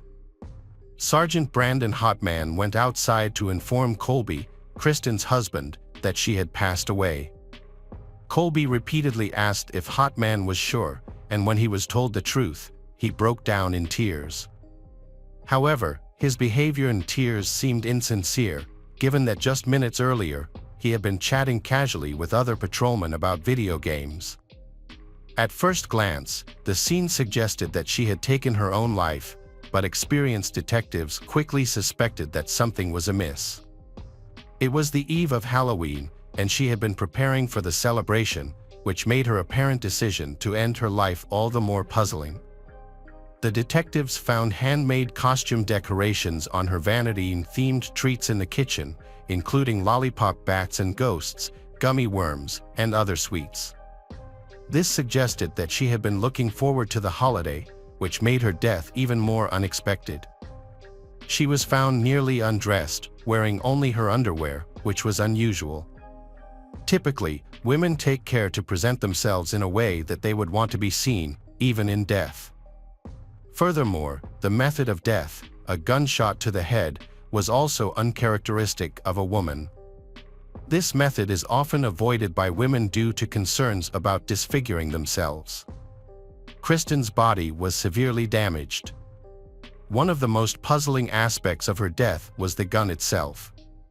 The large revolver would have been difficult for Kristen to handle due to her small size and fragile nature.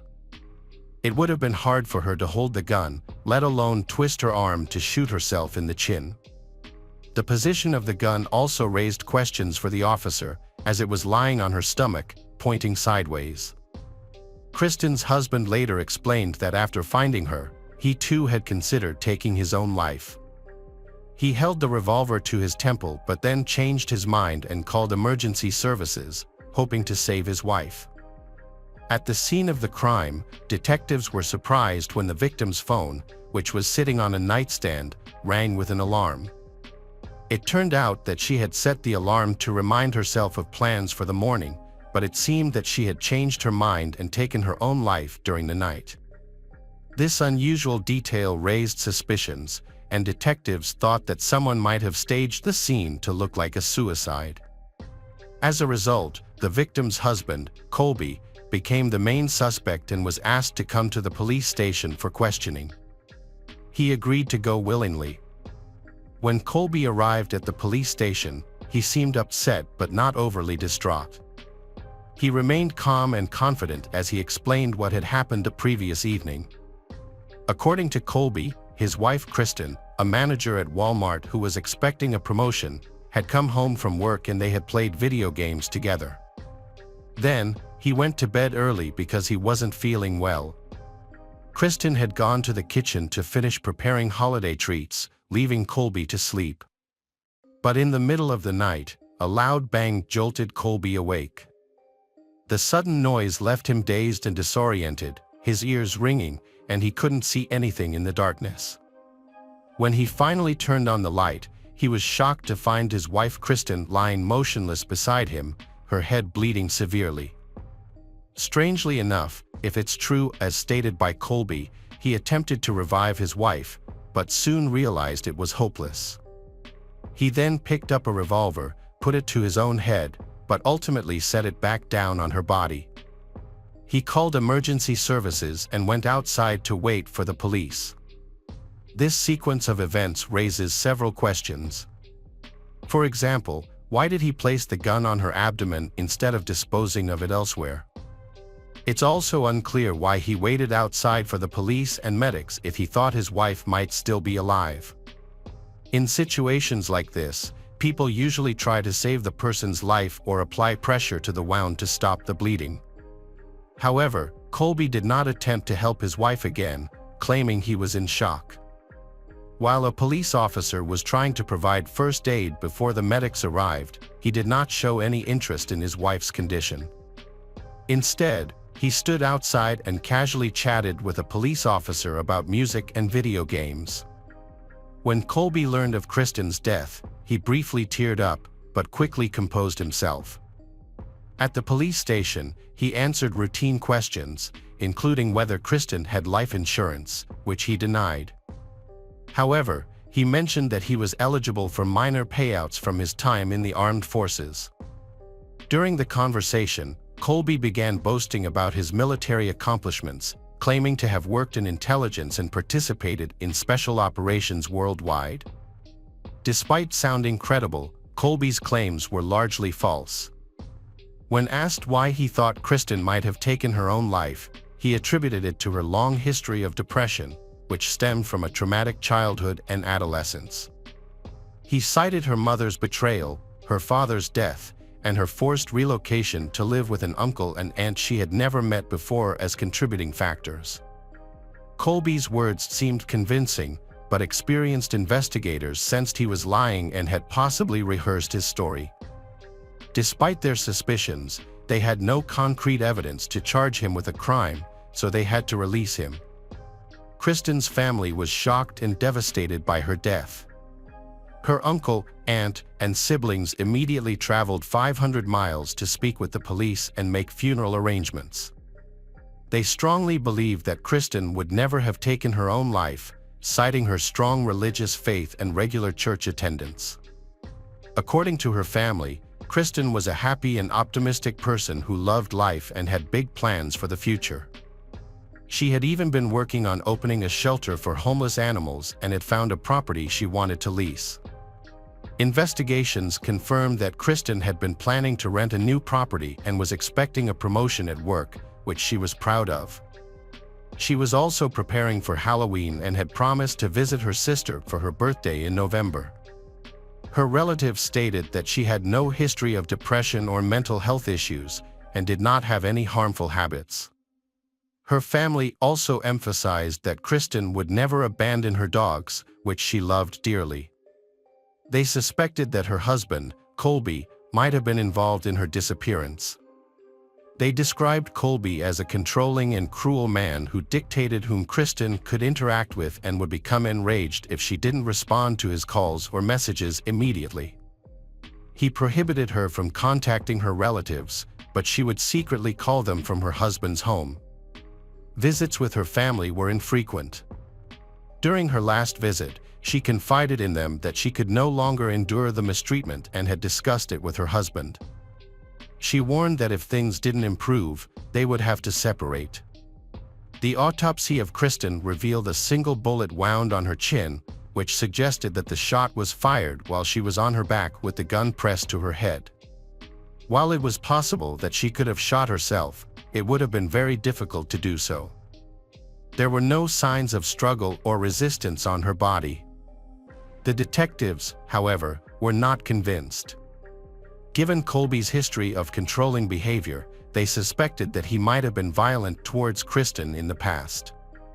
They conducted a thorough examination of Kristen's body, looking for any signs of bruises, abrasions, or scratches that might indicate a history of abuse. Despite their efforts, no internal or external injuries were found, aside from the gunshot wound. The investigation then shifted its focus to Colby's personality, revealing that he was a habitual liar who frequently deceived others and even himself with convincing falsehoods. Colby's story didn't add up. Despite his claims of being in danger and having connections to intelligence, he had no history of being in high-risk situations or working with intelligence agencies. In fact, he had been dishonest with those around him about his music career and income. In reality, his wife Kristen was the primary breadwinner, working hard to support their family. Colby, on the other hand, only played occasional gigs during holidays and spent most of his time playing video games. He had talent, but lacked the persistence and patience to succeed, and his laziness held him back. The police investigation uncovered some information. A search of Colby and Kristen gadgets revealed a revealing look at their lives. Kristen's phone calendar was filled with appointments, from haircuts to meetings with a real estate agent. Meanwhile, Colby's messages showed that he had been flirting with another woman, even while at the police station. He had exchanged messages on a laptop in the living room, raising suspicions about his honesty. A recovered search history also revealed that Colby had been researching life insurance payouts in the event of death shortly before the tragedy. This discovery raised more questions about Colby's motives and potential involvement in the events that unfolded. An investigation revealed that Colby had lied about his financial situation. He had taken out 2 insurance policies on his wife, naming himself as the beneficiary in the event of her death. These policies included military spouse insurance and a standard life insurance policy, with payouts that were much higher than Colby had initially claimed. In fact, he had calculated exactly how much he would receive if his wife died. Despite the suspicious circumstances and Colby's inconsistent statements, the case ultimately hinged on the forensic expert's report. The report concluded that there were no signs of violence on the body, except for a single gunshot wound, suggesting that Kristen may have taken her own life. The case was eventually closed, and Colby received the insurance payouts, nearly $50,000 from the military spouse insurance and over $100,000 from the life insurance policy. On the same day the money was deposited into his account, Colby ordered a life-sized realistic doll from an online store, apparently for intimate purposes. Colby indulged in a lavish lifestyle, buying a new gaming console, an electric guitar, and expensive musical equipment. He spent the rest of the money on fancy clothes and frequent nights out at bars and restaurants, feeling carefree and convinced that he had gotten away with the crime since there was no evidence against him. For nearly 2 years, Colby lived a life of luxury, but in the summer of 2021, a new district prosecutor took office and reopened the investigation into Colby's wife's disappearance. Detectives had approached the prosecutor, convinced that Colby had murdered his wife. They presented evidence, including the restored browser history, Colby's unusual behavior, and his clear motive. After reviewing the case, the prosecutor authorized the reopening of the investigation. In July 2021, Colby was arrested and charged with first-degree premeditated homicide and intentionally misleading the investigation. During his arrest, he remained calm and immediately contacted his lawyers, who began working on his defense. Colby's defense team argued that his wife had suffered from chronic depression for many years and that her disappearance was inevitable. They also portrayed Colby as a loving and caring husband, a valorous serviceman, and a devout person, contradicting the detective's suspicions. The prosecution took a unique approach by hiring experienced specialists to create a psychological profile of the deceased and examine her emotional state leading up to the tragedy. This method, known as a psychological autopsy, involved analyzing data from Kristen's phone, social media posts, recent photos, and interviews with her relatives, friends, and colleagues. After months of gathering and analyzing information, the experts reached a clear conclusion: Kristen had no intention of ending her life, given her short-term and long-term plans. The trial and verdict in this complex case were delayed, starting in September 2023, nearly 4 years after the tragedy. Although the defendant had a clear motive, acted suspiciously, and lied during interrogations, the forensic expert's initial conclusion initially worked in his favor. The prosecution had obtained a new report that could potentially change the course of the case. When questioned about the insurance inquiries on his computer, Colby claimed that his wife had likely made them to find out the payout amount. However, the timing of the requests contradicted his statement, as his wife was at work at the time, confirmed by surveillance footage. Colby was also asked about a life-size doll he had purchased shortly after his wife's death, as well as other expensive items. He explained that he couldn't sleep alone and needed something to hold on to, and that he bought the console and guitar to take his mind off his grief. His mother backed up his claims, vigorously defending her son throughout the trial. The psychiatrist's crucial evaluation revealed that Kristen had not intentionally ended her own life. This detailed assessment was instrumental in determining the events surrounding her death. The autopsy report revealed an unusual aspect: the angle at which the bullet entered Kristen's chin was peculiar. The forensic analysis indicated that the bullet was fired from the left side of Kristen, contradicting her dominant right-handedness. This raises questions about whether someone standing on Kristen's left side pulled the trigger or if she shot herself with her left hand. The latter is less plausible considering Kristen was a right-handed individual. This vital evidence raises serious concerns about Colby's potential involvement in Kristen's death. After deliberating the case, the jury unanimously delivered a guilty verdict, finding Colby guilty of all charges. Consequently, Colby received a life imprisonment sentence, eligible for parole after a minimum of 50 years. Notably, Colby refused to accept his guilt, despite being given ample opportunity. Throughout his appeals process, all of his attempts to refute his sentence were ultimately unsuccessful. In the end, no modifications were ever made to Kristen's official cause of death report.